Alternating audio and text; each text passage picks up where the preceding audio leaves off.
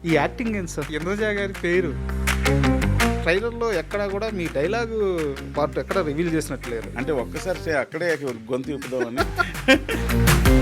థియేటర్లో సీట్లు లెగుతాయి తమ్ముళ్ళు అంటారు. ఒక డైరెక్టర్ 100 రూపాయలు అడ్వాన్స్ తీసుకుని సినిమా చేస్తాడా? చేస్తానేమో చెప్పలేము. మరీ మంచితనానికి పోయి త్రినాథరావు డబ్బులు కోల్పోతున్నాడు, టైం కోల్పోతున్నాడు, ఇండస్ట్రీలో ఉన్నట్టు ఒప్పుకుంటారు? ఒప్పుకుంటున్నాను. ఎందుకంటే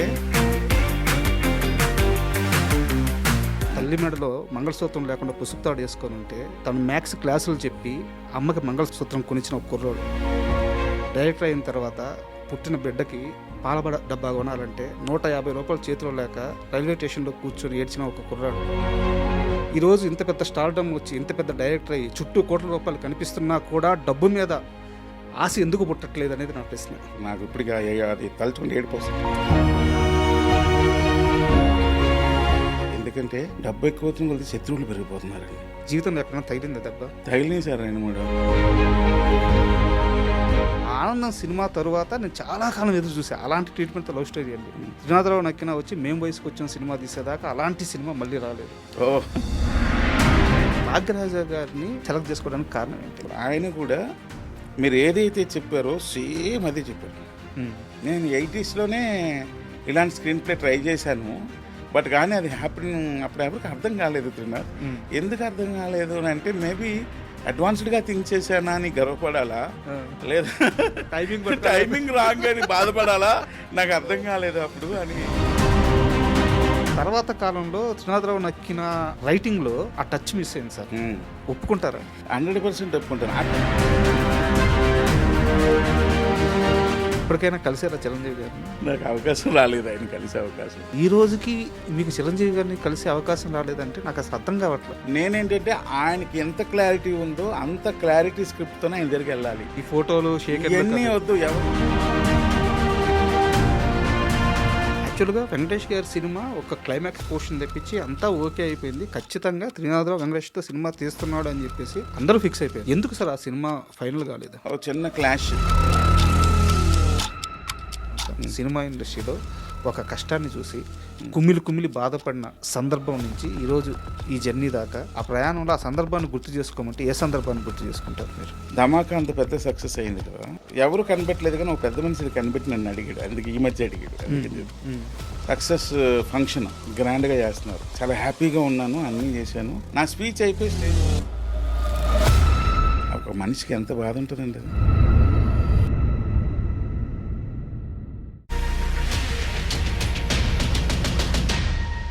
hi, welcome to my show. Trinatha Rao sir నమస్తే. నమస్తే అండి. So Anakapalli August 7 release. So ఆ సినిమా కారణంగా మిమ్మల్ని కలవడం చాలా ఆనందంగా ఉంది. అయ్యో, సినిమా లేకపోయినా కలవచ్చు. నేను చాలా రోజు నుంచి వెయిట్ చేస్తున్నాను మీ ఇంటర్వ్యూ కోసం. సో అనకాపల్లి వాళ్ళకి కుదిరింది కాబట్టి సో ఆ సినిమాకి థ్యాంక్స్. అయితే నేను స్ట్రైట్గా పాయింట్కి వచ్చేస్తున్నాను. అనకాపల్లి అనే ఒక ఊర్లో ఓ రకమైన సినిమాలు చూడడానికి స్నేహితులందరూ డబ్బులు వేసుకొని దొంగచాటుగా థియేటర్లోకి వెళ్ళి చీకట్లో ఎవరికి కనిపించకుండా ఆ సినిమాలను చూసి ఎంజాయ్ చేసి వచ్చిన ఒక కుర్రాడు అదే అనకాపల్లి పేరుతో ఒక పెద్ద స్కేల్లో సినిమా తీసే నిర్మాతగా మారడం ఎలా అనిపిస్తుంది ఈ జర్నీ మొత్తం? చాలా హ్యాపీగా అనిపిస్తుంది. కానీ ఇన్ఫర్మేషన్ బాగానే ఎవరిచ్చారు మీకు? మీకు అనకాపల్లిలో ఫ్రెండ్ ఎవరైనా ఉన్నారా? సార్ చాలా హ్యాపీగా అనిపిస్తుందండి నిజంగా. దానికన్నా ఇంపార్టెంట్ ఏంటంటే సార్ అనకాపల్లి థియేటర్స్లో కూర్చొని సినిమా చూస్తూ ఏ రోజుకైనా నా సినిమా ఈ అనకాపల్లి స్క్రీన్ మీద పడాలని కళ్ళగానే ఒక కుర్రాడు ఈరోజు ఆ సినిమానే నిర్మించి అదే పేరుతో అనకాపల్లిలో రేపు చూడబోతున్నాడు August 7th అన్న క్యూరియాసిటీ నాకు ఇంకా ఎక్కువ ఉంది. సార్ ఊరికి వెళ్ళబోతున్నా సినిమా చూడడానికి? అవును సార్. అంటే నేను మా ఫ్రెండ్ నాయుడు గారు, కాండ్రేగుల నాయుడు గారు, ఇద్దరం కలిపి ఈ బ్యానర్ పెట్టాం. అయితే మాకు ఈ సినిమాకి మాత్రం మా ఇద్దరికి ఏంటంటే మన ఊర్లోనే చూద్దామని బాగా క్యూరియాసిటీ. ఎందుకంటే మా ఊర్లో ఎలా ఉందంటే Anakapalli cinema situation, to be frank చెప్తున్నా, ఈరోజుకి ఇంకా 2 రోజులు రిలీజ్కి ఉంది.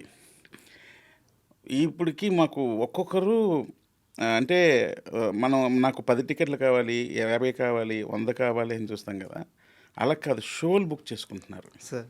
షో, ఒక షో మాకు కావాలి, ఒక షో మాకు ఏ టైం షో ఇస్తావు అంటే వాళ్ళ ఫ్యామిలీ మెంబర్స్ అందరూ కలిపి మొత్తం కలిపి వాళ్ళ సినిమా చూడడం కోసం. Correct correct. మేము ఫస్ట్ టైం అసలు నా డైరెక్షన్లో కూడా నాకు ఎప్పుడు ఫోన్ కాల్స్ మాకు ఒక షోలు ఇచ్చేసేయండి అని ఎప్పుడు రాలా, ఇలాంటి ఎక్స్పీరియన్స్ లేదు. లేదు. కానీ టికెట్లు బాగా డిమాండ్ నా సినిమాలకి అడగడం, నువ్వు కొంచెం మాట్లాడి టికెట్లు ఇప్పి ఆ టికెట్లు నాకు చెప్పు కొంచెం, ఇది ఎప్పుడు ఈ ప్రెజర్ నా ప్రతి సినిమాకు ఉంది. సార్. ఎందుకంటే ఆల్మోస్ట్ సక్సెస్ఫుల్ సినిమాలే తీశాను కాబట్టి ఎక్కువ ఈ ప్రెజర్ అనుభవించాను. ఈ సినిమాకు విచిత్రం, షోలే అడుగుతున్నారు. ఇప్పుడు మాకేంటంటే ఇలా షోలు ఇచ్చేస్తే జనరల్ పబ్లిక్కి అందరూ చూడాలి కదండి, ఇది ఏమైనా డిస్టర్బ్ అవుద్దా అని ఆలోచనలో పడిపోయాం నేను మా నాయుడుని ఇద్దరుని. అదే వస్తున్నప్పుడు కూడా అవే ఫోన్ కాల్స్ మాట్లాడుకుంటూ వచ్చే అక్కడికి. సార్, సినిమా ఇండస్ట్రీలోకి వచ్చి ఇక్కడ డైరెక్టర్గా సెటిల్ అవ్వాలన్న ఒక కుర్రాడు చాలా కలలు, కానీ ఒక్కరోజు రూమ్లో తినడానికి కూడా భోజనం లేకపోతే సద్దినీళ్ళు తాగి బతికిన కుర్రాడు, చేతిలో డబ్బులు లేకపోతే దొంగ ఫంక్షన్కి వెళ్తున్న కుర్రాడు ఈరోజు అదే సినిమా ఇండస్ట్రీలో ఒక పెద్ద డైరెక్టర్గా ఎదిగి తర్వాత ప్రొడ్యూసర్గా మారి ఒక సినిమాని నిర్మించి రిలీజ్ చేయబోతున్నారు. ఆల్రెడీ మీరు ఒక సినిమా రిలీజ్ చేశారు, సో ఇంకా పెద్ద స్కేల్కి వెళ్ళి ఇప్పుడు ఈ సినిమా రిలీజ్ చేయబోతున్నారు. సో ఈ ప్రయాణం ఎలా అనిపిస్తుంది? సినిమా ఇండస్ట్రీలో ఏమీ లేని రోజు నుంచి, అన్నం కూడా లేని రోజు నుంచి నిర్మాతగా మారి కొన్ని వందల మందికి పని కల్పించి ఈరోజు సినిమా రిలీజ్ చేయబోతున్నారు. ఈ ప్రయాణం ఎలా అనిపిస్తుంది? నిజంగా గ్రేట్ అండి. అంటే మీరు అన్నది చెప్తున్నాను, ఆ రోజుల్లో అసిస్టెంట్ డైరెక్టర్గా ఉన్నప్పుడు పడిన కష్టాలు అవి. అన్నం లేకపోయినా మీరు అన్నట్టు ఏదో కొంచెం రైస్ దొరికితే చాలు ఉడకబెట్టుకొని ఏదో ఈ పూట కడుపు నింపేసుకుందాం, లేదంటే ఏ గుడికి వెళ్ళి పులిహోర తినేద్దాం, లేదా ఏ ముస్లిం మ్యారేజ్కి వెళ్ళి తినేద్దాం, ఈ లైఫ్ స్టైల్ అయ్యింది నా లైఫ్లో. ఇవన్నీ నిజంగానే జరిగినాయి. అయితే అందుకనేసే నేను ప్రొడ్యూసర్గా మారిన తర్వాత నేను ఒక రూల్ పెట్టేసా మా ఆఫీస్లో. సార్, ఎవ్వరు మన ఫిల్మ్ పీపుల్ అంటే అసిస్టెంట్ డైరెక్టర్లు కావచ్చు, ఆర్టిస్టెంట్లు కావచ్చు, లేదా ప్రొడక్షన్ ఎవరైనా సరే మన ఆఫీస్కి ఆ భోజనం టైంకి ఎంతమంది వస్తే అందరూ భోజనాలు చేయాల్సిందే. మరలా ఇంకొక రూల్, అసిస్టెంట్ డైరెక్టర్లు ఎవరైనా సరే అంటే అప్రెంటిస్ టైంలో ఉన్నవాళ్ళు, వాళ్ళకి రూమ్ ఎప్పుడైనా ప్రాబ్లం వస్తే ఆఫీస్కి వచ్చి పడుకోవాల్సిందే. కేవలం మీ సినిమాలో పనిచేసే ఓవరాల్గా మా ఆఫీస్లో ప్రతిరోజు 10 నుండి 15 మంది అసిస్టెంట్ డైరెక్టర్ పడుకుంటారు. సార్, రోజు ఒక 20 నుండి 30 మంది భోజనాలు చేస్తూ ఉంటారు. అంటే అందరూ అసిస్టెంట్ డైరెక్టర్లు, కెమెరామెన్ అసిస్టెంట్లు, అంటే అప్కమింగ్ వస్తున్న వాళ్ళు. అది ఎవరు ఆపరు, ఎవరు ఏమి అనరు, ఎవరు మట్టుకాలు వచ్చి భోజనాలు చేసేయడమే, వాళ్ళే వడ్డించుకొని వాళ్ళే చేసేసుకోవడమే అంతే. అది ఆ రోజు నాకు ఆ ఎక్స్పీరియన్స్ ఉండడం వల్ల ఆ సిస్టమ్ పెట్టేశారు. ఎందుకంటే అప్పుడు నాకు అయింది ఓకే, నాకు అయిందని అందరికి అవ్వాలి లేదు కదా. పొజిషన్లో ఉన్నా అది ఎంతవరకు దేవుడు ఇస్తాడో నాకు తెలియదు. నాకు అవకాశం ఉన్నంత వరకు అది కంటిన్యూ చేద్దామని చేస్తున్నాను. సూపర్ సార్, చాలా బాగా నచ్చారు ఈ పాయింట్. అండ్ ఇంకో సీరియస్ క్వశ్చన్స్, అనకాపల్లికి సంబంధించి విక్రమ్ సాహిదేవ్, సో లగడపాటి శ్రీధర్ గారి కొడుకు, వాళ్ళకే నాకు తెలిసి 100 కోట్ల రూపాయల ఆస్తులు ఉన్నాయి. సో వారి సినిమాకి మీరు ప్రొడ్యూసర్గా మారాల్సిన అవసరం ఏంటి? అంటే వాళ్ళ కోసం నేను ప్రొడ్యూసర్ అవ్వలేదు సార్. నేను మా నాయుడు గారు మా ఇద్దరికి ఎప్పుడు ఒక బ్యానర్ పెట్టాలి, ఆ బ్యానర్లో మీ రేంజ్ బడ్జెట్ సినిమాలు చేసేటప్పుడు మీరే డైరెక్టర్గా చేయాలి. ఒకవేళ మంచి కథ దొరికింది బట్ ఈ బిజినెస్ సమీకరణాలు ఎక్కడో టాలీ కావట్లేదు అన్నప్పుడు మీ రేంజ్ ఉన్నప్పుడు, రేంజ్ అని కాదు మార్కెట్ ప్రకారం అలా ఉండేటప్పుడు మీ పర్యవేక్షణలో మనం సినిమాలు చేస్తూ ఉండాలి అని ఫస్ట్ మేము ఇద్దరమే ఆ మాట అనుకునే దిగాం ఈ ప్రయత్నం. సో అలా చేసే దానికోసమే ఈ బ్యానర్స్ పెట్టింది. అయితే ఈ అనకాపల్లి కథకి ఇతను మాత్రమే ఎందుకు, విక్రమ్ సహదేవ్ మాత్రమే ఎందుకు సార్? అదే చెప్తున్నా. విక్రమ్ సహదేవ్ అన్న పర్సన్ ఎవరంటే మా శ్రీధర్ గారు వాళ్ళ అబ్బాయి. ఎప్పుడు నేను శ్రీధర్ అని పిలుస్తుంటా, ఎప్పుడు ఫస్ట్ నుంచి అలవాటు. ఆయనకి నా సినిమాలు చాలా ఇష్టం బాగా. ప్రతి సినిమాకి ఫోన్ చేస్తాడు, త్రినాథ్ నాకు ఇది నచ్చిందమ్మా, ఇక్కడ ఈ పర్టికులర్ ప్లేస్లో ఏదో కొంచెం నాకు కనిపించింది కానీ బట్ ఓకే పాస్ అయిపోయింది, బట్ ఇంకొంచెం ఇలా ఉంటే ఈ డిస్కషన్ మా ఇద్దరికి ఎప్పుడు ఉండేది. ఆయన కూడా 10-11 సినిమాలు నిర్మాత. అతను ఒక 5 years బ్యాక్ ఒక వీడియో చూపించారు, ఎవరన్నా ఆయన ఈ అబ్బాయి అంటే మా అబ్బాయి త్రినాథ్ అని. ఓ అవునా అనేసి అంటే అయ్యో అదే ట్రై చేస్తున్నాడు, ఫుల్ ట్రైన్డ్, కానీ నిన్ను అడుగుదామంటే నువ్వేం పెద్ద డైరెక్టర్ అయిపోయావు, అడగలేకపోతున్నాము అని అది అంటే నేను నవ్వుకున్నా. అదేం లేదన్నా, డెఫినెట్గా చేద్దాం, ఒకటి సెట్ చేద్దామని ఎప్పుడు అనుకున్నాం సరదాగా ఇద్దరం. ఎప్పుడో ఎందుకు ధమాకా టైంలోనే కదా జరిగింది. అనుకున్నాం. ఆ, ఎప్పుడైతే మా నాయుడు గారు నేను ఈ స్క్రిప్ట్ నేను నాయుడు గారు చెప్పడంతో మా నాయుడు భలే ఉందండి ఇది చేద్దామండి అని అనుకున్నాము. నాకు వెంటనే ఆ వీడియో గుర్తుకొచ్చింది. ఉమ్, ఆ అబ్బాయి అయితే బాగుంటాడు, పలానా లగడపాటి శ్రీధర్ గారు వాళ్ళ అబ్బాయి, మా నాయుడికి తెలియదు కదండి. అవునవును. అది అతను చాలా బాగుంటాడు అబ్బాయి అయితే, అంటే మీకు ఇష్టమైతే నేను అడుగుతాను, ఉమ్, లేదు ఏదో హీరోకి వెళ్దాము ఎస్టాబ్లిష్డ్ ఆల్రెడీ అని అంటే ట్రై చేద్దాము మీ ఇష్టం అన్న. అంటే మా నాయుడు ఒక్క క్షణం కూడా ఆలోచించలా. సార్ మనకు అలాగే వద్దు, ఈ కథకి సెట్ అవుతాడని మీకు అనిపించింది కదా, వెళ్ళిపోదాం అంతే ఉమ్, అనేసాడు. అనేగానే అప్పుడు వెంటనే నేను వాళ్ళ ఇంటికి వెళ్ళి శ్రీధర్ని ఫోన్ చేసి చెప్పా. వెంటనే ఆఫీస్కి ఏంటి అంటే ఇలా అనుకుంటున్నాను, అప్పుడు అనుకున్నాం కదా అంటే, అవునా విక్రమ్ సెట్ అవుద్దని చాలా బాగుంటుంది అని లైన్ చెప్పాను. లైన్ చెప్పగానే ముళ్ళు ఫుల్ నేరేషన్ అంటే వద్దు నాకు అర్థమైపోయింది విషయం, ఈ సినిమా ఎలాగొట్టు వద్దని. సరిపోయింది నాకు, ఓకే అబ్బాయిని నీ చేతిలో పెట్టాను అంతే, ఇంక తీసుకెళ్ళిపో, నువ్వేం చేసుకుంటావు చేసుకొని సార్ అంతే, సింగిల్ సెంటెన్స్.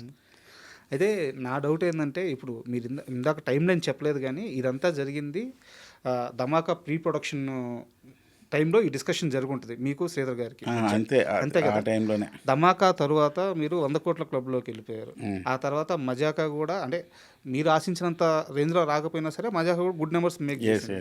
సో పెద్ద హీరోలందరికీ అంటే ఆల్మోస్ట్ చాలా పెద్ద హీరోలందరికీ మీరు మంచి హిట్స్ ఇచ్చున్నారు. మళ్ళీ 5 సంవత్సరాల తర్వాత కూడా ఒక మనిషి ఇచ్చిన మాట మీద నిలబడి నేను సినిమా తీస్తాను నీకు ఆ రోజు చెప్పాను కదా అని చెప్పడం, సో లగడపాటి శ్రీధర్ గారి రియాక్షన్ ఏంటి, నమ్మారా? ఈ ఫీల్స్ వెరీ హ్యాపీ అని. అంటే బేసికల్గా ఇండస్ట్రీలో ఉన్న ప్రొడ్యూసర్స్ గురించి చెప్తున్నాను. నేను త్రినాథ్ నాకు ఒక నేమ్ ఉంది, అదేంటంటే మనోడు పాపం మాట ఇస్తే వదలడు, ఇదేను కదా ఏ విషయమైనా సరే అలాగా నిలబడతాడు, దాని మీద నిలబడతాడని. అందుకే నాకు ఇప్పటివరకు ఏ ప్రొడ్యూసర్ అగ్రిమెంట్ లేదు సార్. నిజంగా టు బి ఫ్రాంక్ చెప్తున్నా. అంతే, చేస్తానంటే చేస్తాడు అంతే అనుకుంటారు. సో అలాగే ఇప్పుడు నేను రెడీ కూడా వాళ్ళ నాన్నగారు కేఎల్ సత్యనారాయణ గారికి ఇచ్చిన మాటే, నేను రెడీ కూడా నేను ఇప్పుడు ఐవిష్ హీరోగా పెట్టి చేశాను. అది కూడా నెక్స్ట్ రిలీజ్కి రెడీ ఉంది, సినిమా రెడీ అయిపోయింది. ఇది కూడా మీరు 5-6 సంవత్సరాల క్రితం ఇచ్చిన మాటే కదా, నేను రెడీ కూడా. అది కూడా అంతే, 5 years గోవాలో వాళ్ళ నాన్నగారి బర్త్డే, గోవాలో సెలబ్రేషన్స్ చేశారు. అంటే అదే బర్త్డే ఉంటాయి కదా, అలా చేస్తే ఆయనకి సర్కిల్ చాలా పెద్ద సర్కిల్ కదా సత్యనారాయణ గారి. అంతా వాళ్ళ ఫ్రెండ్స్ వాళ్ళందరూ హై రేంజ్లో ఉన్న పీపుల్ అందరూ కలిపి అక్కడ గ్యాదర్ అయ్యి అక్కడ దానికి సత్యనారాయణ గారి దగ్గర నన్ను తీసుకెళ్ళారు. నేను ఎందుకంటే అంటే లేదు మీరు రావాలి అని అంటే అప్పుడు వెళ్ళాను. వెళ్తే చక్కగా ఫైన్ ఈవినింగ్ మంచిగా బర్త్డే కేక్ కటింగ్ చాలా చాలా డీసెంట్గా నడుస్తుంది అన్నమాట పార్టీ. తెలుసు కదా ఆల్రెడీ ఆయన రేంజ్ పీపుల్, ఆయన age people and family members.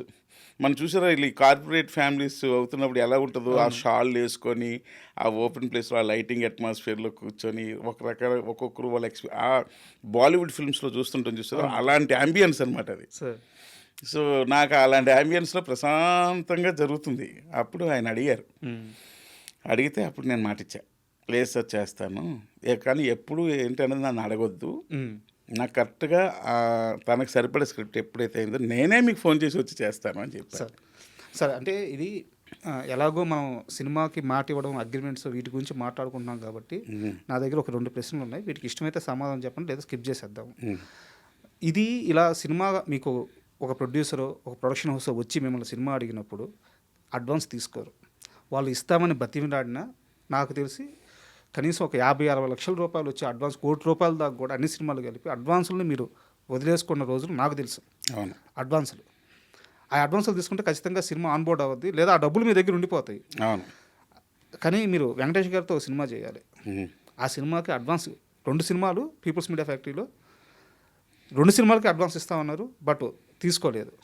Venkatesh గారి సినిమా మీద నాకు తెలిసి కనీసం 1 సంవత్సరం దాకా కూర్చున్నారు. అవును, అక్కడ అడ్వాన్స్ పోయింది, టైము పోయింది. తరువాత మైత్రి వాళ్ళ దగ్గర ఒక ప్రాజెక్ట్ చేయాలి. Yes sir. సో ఇలా అంటే మరీ మంచితనానికి పోయి త్రినాథరావు డబ్బులు కోల్పోతున్నాడు, టైం కోల్పోతున్నాడు, ఇండస్ట్రీలో ఉన్న టాక్ ఒప్పుకుంటారు ఒప్పుకోరా? ఒప్పుకుంటున్నా అండి, 100% ఒప్పుకుంటున్నా. ఎందుకంటే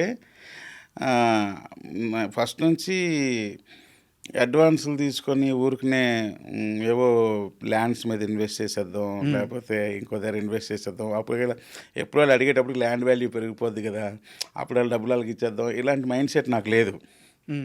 నాకు ఎంతసేపు సినిమా అంతే, వేరేది నాకు తెలియదు. ఏంటి నేను విషయం చెప్పిన, మా నాయుడు గారు రియల్ ఎస్టేట్లో కింగ్. నేను ఇప్పుడు ఆయన ఫోన్ చేసి నేను ఇండస్ట్రీ వదిలేద్దాం అనుకుంటున్నాను ఏదో నేను వచ్చేద్దాం అనుకుంటానంటే ఇమ్మీడియట్గా వే చూపించేస్తాడు. సార్ కానీ నేను ఏ రోజు అది నాకు ఇంట్రెస్ట్ లేదు. అసలు నాకు ఆ వ్యాపారాలు ఇవన్నీ అసలు తెలియదు. ఇంకోటి ఏంటంటే నాకు పెద్ద ఆశలు లేవు సార్. ఫస్ట్ థింగ్ ఏంటంటే ఆశలు లేవు. ఎప్పుడు సినిమా తీసే ప్రతి సినిమా చాలా కాన్సన్ట్రేటెడ్గా చేయాలి, దాన్ని ఎట్టి పరిస్థితుల్లో సక్సెస్ రేంజ్కి తీసుకెళ్ళాలి, ఇదే తప్ప వేరే ఏముండవు, నాకేముండవు. నిన్న మా ఇంట్లో అందరూ ఊరెళ్ళారు. నాయుడు మా ఇంటికి వస్తే ఈరోజు సరదాగా నాకు ఏదో హోమ్ ఫుడ్ తినాలనిపిస్తుంది అంటే, సరే నేను వంట చేస్తున్నాను, ఉప్పు ఎక్కడుంది కారం ఎక్కడుంది అంటే నాకు తెలీదు. నేను అన్నాను, అమ్మో ఇవన్నీ టఫ్ క్వశ్చన్స్, నాకు అవి ఎక్కడో ఉంటాయండి అని. సరే సరే నేను ఎత్తుక్కుంటాను లేలే, ఆయన ఎత్తుక్కొని చక్కగా కర్రీ వండారు, చికెన్ కర్రీ ఏదో బాగా. నాకు చెప్తున్నా, నాకు అసలు తెలియదు సార్. ఓన్లీ ఫిల్మ్ తప్ప నాకు ఇంకా వేరే ఏం లేవు. నాకు మీకు ఇంకా నిజంగా చెప్తున్నా, నాకు మామిడి తోటలు లేవు, ఏం లేవు, 7 ల్యాండ్లు ఏం లేవు. ఇప్పటికీ నేను 3 బెడ్రూమ్ ఫ్లాట్లోనే ఉంటున్నాను. సార్ ఇదే సార్ నా ప్రశ్న కూడా. దీని కంటిన్యూటీ క్వశ్చన్ ఒకటి ఉంది. ఇప్పుడు వేరే డైరెక్టర్ వచ్చి నాకు డబ్బు మీద ఆశ లేదు అంటే నేను ఒప్పుకుంటాను. కానీ అంటే ఇది మీ టూ పర్సనల్, బట్ జనాలకు తీయాలి కాబట్టి చెప్తున్నాను. ఒక పిల్లోడు పెద్ద అయ్యేదాకా కూడా తల్లి మెడలో మంగళసూత్రం లేకుండా పుసుపు తాడు వేసుకొని ఉంటే తను మ్యాథ్స్ క్లాసులు చెప్పి అమ్మకి మంగళసూత్రం కొనిచ్చిన ఒక కుర్రాడు డైరెక్టర్ అయిన తర్వాత పుట్టిన బిడ్డకి పాల డబ్బా కొనాలంటే 150 రూపాయలు చేతిలో లేక రైల్వే స్టేషన్లో కూర్చొని ఏడ్చిన ఒక కుర్రాడు ఈరోజు ఇంత పెద్ద స్టార్డమ్ వచ్చి ఇంత పెద్ద డైరెక్టర్ అయ్యి చుట్టూ కోట్ల రూపాయలు కనిపిస్తున్నా కూడా డబ్బు మీద ఆశ ఎందుకు పుట్టట్లేదు అనేది నా ప్రశ్న. అంటే డబ్బు లేక స్ట్రగుల్ అయిన మీరు ఏదైతే నాకు ఇప్పటికీ అది తలుచుకుంటే ఏడిపోతుంటుంది సార్. ఆ సిచ్యువేషన్స్ కరెక్టే. కానీ ఒక స్టేజ్కి రాబోసరికి మనం హాయిగా బ్రతకడానికి కావాల్సిన డబ్బు ఉంటే చాలు అనిపించిందండి. ఎందుకంటే డబ్బు ఎక్కువ అవుతున్న కొద్ది శత్రువులు పెరిగిపోతున్నారండి సార్. చాలా శత్రువులు భయంకరంగా పెరిగిపోతున్నారు. ఫోకస్ అంతా చుట్టుపక్కల ఉన్న మనుషులు మంచోళ్ళ చెడ్డోళ్ళ, వీళ్ళు నాకు హాని చేస్తున్నారా మంచి చేస్తున్నారా, ఈ ఆలోచనల మీదకి వెళ్ళిపోతుంది. అసలు ఏంది ఇది, నా డైవర్షన్ అయిపోతుంది నా మైండ్. అందువల్ల ఇది మనకు బతకడానికి ఎంత కావాలో, మన పిల్లలు చదివించుకోవడానికి, మన తల్లిదండ్రులను చూసుకోవడానికి, మనల్ని నమ్ముకున్న మన తమ్ముడు చెల్లి పిల్లలు, మన ఫ్యామిలీలను చూసుకోవడానికి, మనల్ని నమ్ముకున్న మన పక్కన ఉన్న మా అసిస్టెంట్ డైరెక్టర్లు, మా అసిస్టెంట్ రైటర్లు వీళ్ళని చూసుకోవడానికి దాని తగ్గ సోర్సెస్ నేను అరేంజ్ చేయగలుగుతున్నానా లేదా ఇంతవరకు ఆలోచిస్తున్నాను నేను. అప్పుడు ఏమవుతుందంటే డబ్బు మీద ఎవరు నాకు ఈ శత్రువులు అవుతున్నారు, ఎక్కడ వెన్నుపోటు పొడుస్తారు, ఎక్కడ నా మీద వీటి మీద ఫోకస్ పోయి కంప్లీట్ ఫిల్మ్ మీద ఉంటున్నాను. అందుకని చెప్పి ఇప్పుడు మీరు అన్నట్టు అడ్వాన్సెస్ వీళ్ళు అడ్వాన్స్ తీసుకున్నాను, ఇప్పుడు వీళ్ళు ఏం చేస్తారో, ఇప్పుడు వీళ్ళు ఏమైనా ఇప్పుడు వీళ్ళు చేయకపోతే ఏమవుద్దో, లేకపోతే ఇంకోటి ఇది లేదు. ఇంక నాకు నేను ఇవన్నీ పోయాయి. ఇంకా 2 బాధ్యతలు ఉన్నాయి మీరు అన్నట్టు. మైత్రి మీడియాది ఉంది. కానీ నవీన్ గారు ఒకటే మాట అన్నారు, ఆ రోజు అడ్వాన్స్ తీసుకోకుండా వెనక్కి వెళ్ళిపోతుంటే, కాదు త్రినాథ్ నేను మీకు అడ్వాన్స్ ఇవ్వలేదు సార్, నువ్వు మర్చిపో, నేను ఇవ్వట్లేదు, నేను మర్చిపోతున్నా అని ఇంత స్ట్రాంగ్గా చెప్తే కొంచెం అమౌంట్ తీసుకున్నా. చాలు సార్ అని అంతే. కానీ మాట అంటే మాటే, అంతే చేస్తా కంపల్సరీ. అంటే ఏంటంటే సార్ ఇక్కడ పెద్దది వెళ్ళబోతురికి ఏమవుతుందంటే హీరో డేట్లు, హీరో కథ ఓకే అవ్వాలి, మళ్ళీ ఆ బ్యానర్కి ఆ హీరోకి సెట్ అవ్వాలి, ఇవన్నీ సోకాల్ ప్రాబ్లమ్స్ ఉన్నాయి సార్. ఇవన్నీ మనం తీసుకునే అడ్వాన్స్ వల్ల బ్రేక్ అయిపోతున్నాయి. అర్థమైందా కదా. అదే అడ్వాన్స్ లేదనుకోండి, మనకి హీరో వాళ్ళిద్దరూ ఉంటుంది. లేదంటే ఈ సెట్టింగ్లకే భయం వాడాల్సి వస్తుంది. ఇదేంటి, ఎవరిని సెట్ చేయాలి, ఎలా సెట్ చేయాలి, ఇవన్నీ. సో నాకు ఇవన్నీ ఇంట్రెస్ట్ లేదు సార్. అసలు 100 రూపాయలు అడ్వాన్స్ తీసుకున్న నిర్మాత ఎవరు సార్? 100 రూపాయలు అడ్వాన్స్? అవును. ఎవరి దగ్గర తీసుకున్నారు? చాలా క్రితం ఇది. ఎవరి దగ్గర తీసుకున్నారు? అది 100 రూపాయలు అడ్వాన్స్ ఎవరో ఇచ్చారు, నాకు మర్చిపోయింది, చాలా సంవత్సరాలు అయిపోయింది కదా. సినిమా ఇండస్ట్రీలో 100 రూపీస్ ఇవ్వండి సార్ చాలా అన్నాను. ఒక డైరెక్టర్ 100 రూపాయలు అడ్వాన్స్ తీసుకుని సినిమా చేస్తాడా? చేస్తానేమో చెప్పలేము. సో ఇందాక మీరు మాట్లాడుతూ డబ్బు పెరిగే కొద్దీ హిట్స్ వచ్చే కొద్దీ చుట్టూ శత్రువులు ఎక్కువైపోతున్నారు అన్నారు. జీవితంలో ఎక్కడైనా తగిలిందా దెబ్బ? తగిలినాయి సార్ 2-3 తగిలి అనుకున్నా, అమ్మో ఇది కాదురా నాయన, మన లైఫ్ ఇది కాదు, ఇన్ని కష్టాలు పడి ఇన్ని చేసి ఎంతవరకు వచ్చింది దీనికోసం కాదు, వేరే సినిమా ఉండాలి అని మొత్తం అన్నిటికీ దూరం వెళ్ళిపోయి చేసేసి ఓన్లీ సినిమా అంతే, ఇంకా వేరే ఏం లేదు సార్. అండ్ దీనికి సంబంధించింది ఇంకొక ప్రశ్న. యాక్చువల్గా వెంకటేష్ గారి సినిమా ఒక క్లైమాక్స్ పోర్షన్ తెప్పించి అంతా ఓకే అయిపోయింది, ఖచ్చితంగా త్రినాథరావు వెంకటేష్తో సినిమా తీస్తున్నాడు అని చెప్పేసి అందరూ ఫిక్స్ అయిపోయారు, మీడియా సర్కిల్ కూడా ఫిక్స్ అయిపోయింది. ఎందుకు సార్ ఆ సినిమా ఫైనల్ కాలేదు? యాక్చువల్లీ ఆ సినిమాలో మొత్తం స్క్రిప్ట్ సూపర్ ఎక్స్ట్రాడినరీ. మా ప్రసన్న గారు చెప్తున్నప్పుడే నేను బాగా ఎంజాయ్ చేశాను. ఆయనదే స్క్రిప్ట్, ప్రసన్న గారిది. భలే అసలు అంటే ఆ క్యారెక్టరేషన్, హీరో క్యారెక్టరేషన్ అంతా సూపర్. అసలు వెంకటేష్ బాబు అయితే ఆ బాడీలోకి కూడా క్యారెక్టర్ ఎక్కించుకున్నారు. ఆ తర్వాత ఆయన ఏ షూటింగ్లకు వెళ్ళినా సరే నన్ను కూడా తీసుకెళ్ళిపోతూ ఉండేవాళ్ళు. అక్కడ కూడా అదే రేంజ్లో ఉందాం అని. నాకు తెలిసిన ఈ సినిమాకి సంబంధించిన, అంటే ఆ రోజు మీరు పక్కన ఉన్నారో లేదో నాకు తెలియదు కానీ నేను ఒక చిన్న ఎగ్జాంపుల్గా జరిగింది ఒక చిన్న ఇన్సిడెంట్ చెప్తాను ఎగ్జాంపుల్గా. మీ స్టోరీ విన్న తర్వాత వెంకటేష్ గారు షూట్కి ఖచ్చితంగా వెళ్తామని తెలిసిన తర్వాత వేరే సినిమా సెట్స్లో క్యారీ వ్యాన్లో అద్దం ముందు నిలబడి సీన్స్ కూడా ప్రాక్టీస్ చేశారు. ఇది లైవ్గా చూసిన మనిషి నాకు చెప్పారు. నిజమేనండి, చేయడం ఆయన చేసేవారు. సాయంత్రం ఆయన షూట్ అయిపోయి ప్యాకప్ అయిపోయి ఫోన్ చేసేవారు, Trinath what you want man, green tea తాగుతావా, ఎక్సలెంట్ కలుపుతాను నీకు తెలుసా అని చెప్పి బ్లాక్ కాఫీ ఎక్స్ట్రాడినరీ కలిపేవారు ఆయన. అని ఆ సీన్ గురించి డిస్కషను, మనం ఆ సీన్ గురించి చెప్తుంటే మనం ఆయన ఫేస్ వైపు చూసాం అనుకోండి, ఆయన ఎక్స్ప్రెషన్లో అప్పుడే అలా అలా కదిలిపోతూ ఉంటాయి. అంటే అప్పటికే ఆయనకి అది బాగా ఇంట్రెస్ట్ వెంకటేష్ బాబుకి. నేను అసలు యాక్చువల్గా సినిమా అయిపోద్ది అనే అనుకున్నాను జనరల్గా. ఒక్క క్లైమాక్స్ అంటే చిన్న ఫ్లాష్ బ్యాక్ మోడ్లో చిన్న క్లాష్, అది ఎంతకీ తెగల, లాస్ట్ వరకు తెగలేదు, అలా జరగల. ఓన్లీ క్లైమాక్స్ వల్లే అంతే, ఓన్లీ ఫ్లాష్ బ్యాక్, క్లైమాక్స్ కూడా కాదు. ఫ్లాష్ బ్యాక్లో ఒక విలన్ ఎపిసోడ్ ఒకటి ప్రసన్న గారు డిజైన్ చేశారు, బట్ అది వర్కౌట్ కావట్లేదు. అది బేసికల్గా నాకు కూడా పెద్దగా నచ్చలేదు కానీ, బట్ అది ఇంకా మార్పు జరగలేదు, ఇంకా అలా అయిపోయింది. ఇప్పుడు ఆ స్క్రిప్ట్ ఉందా? ప్రసన్న గారి దగ్గర ఉందండి. ఓకే, ఎవరికన్నా మళ్ళీ నెరేట్ చేశారా? అది ఇంకా చేయలేదు. ఎందుకు చేయలేదంటే, అంటే ఇంచుమించుగా దాని దగ్గరగా ఉన్న స్క్రిప్ట్ పెద్ద హీరోతో వచ్చింది, ఇంక మళ్ళీ అదే చేశారు అని అంటారేమో. మీకు అబ్జెక్షన్ లేకపోతే ఆ సినిమా పేరు చెప్పొచ్చా? పెద్ద హీరోతో చెప్పను. అబ్జెక్షన్ ఉంది. సార్, అండ్ మళ్ళీ అనకాపల్లి విషయానికి వస్తే, నాకు మీ ఫస్ట్ సినిమా ప్రమోషన్స్ బాగా గుర్తు సార్. మేము వయసుకు వచ్చాము, అప్పుడప్పుడే మీడియాలోకి ఎంటర్ అయిన చాలా ఎర్లీ డేస్. మీరు చాలా దగ్గర చెప్పింది ఏంటంటే, ఇది నా నిజ జీవితంలో జరిగిన కథ, చూసిన సంఘటనలు, నేను దీన్ని సినిమాగా మార్చాను, నా కథగా మార్చుకున్నాను అని చెప్పారు.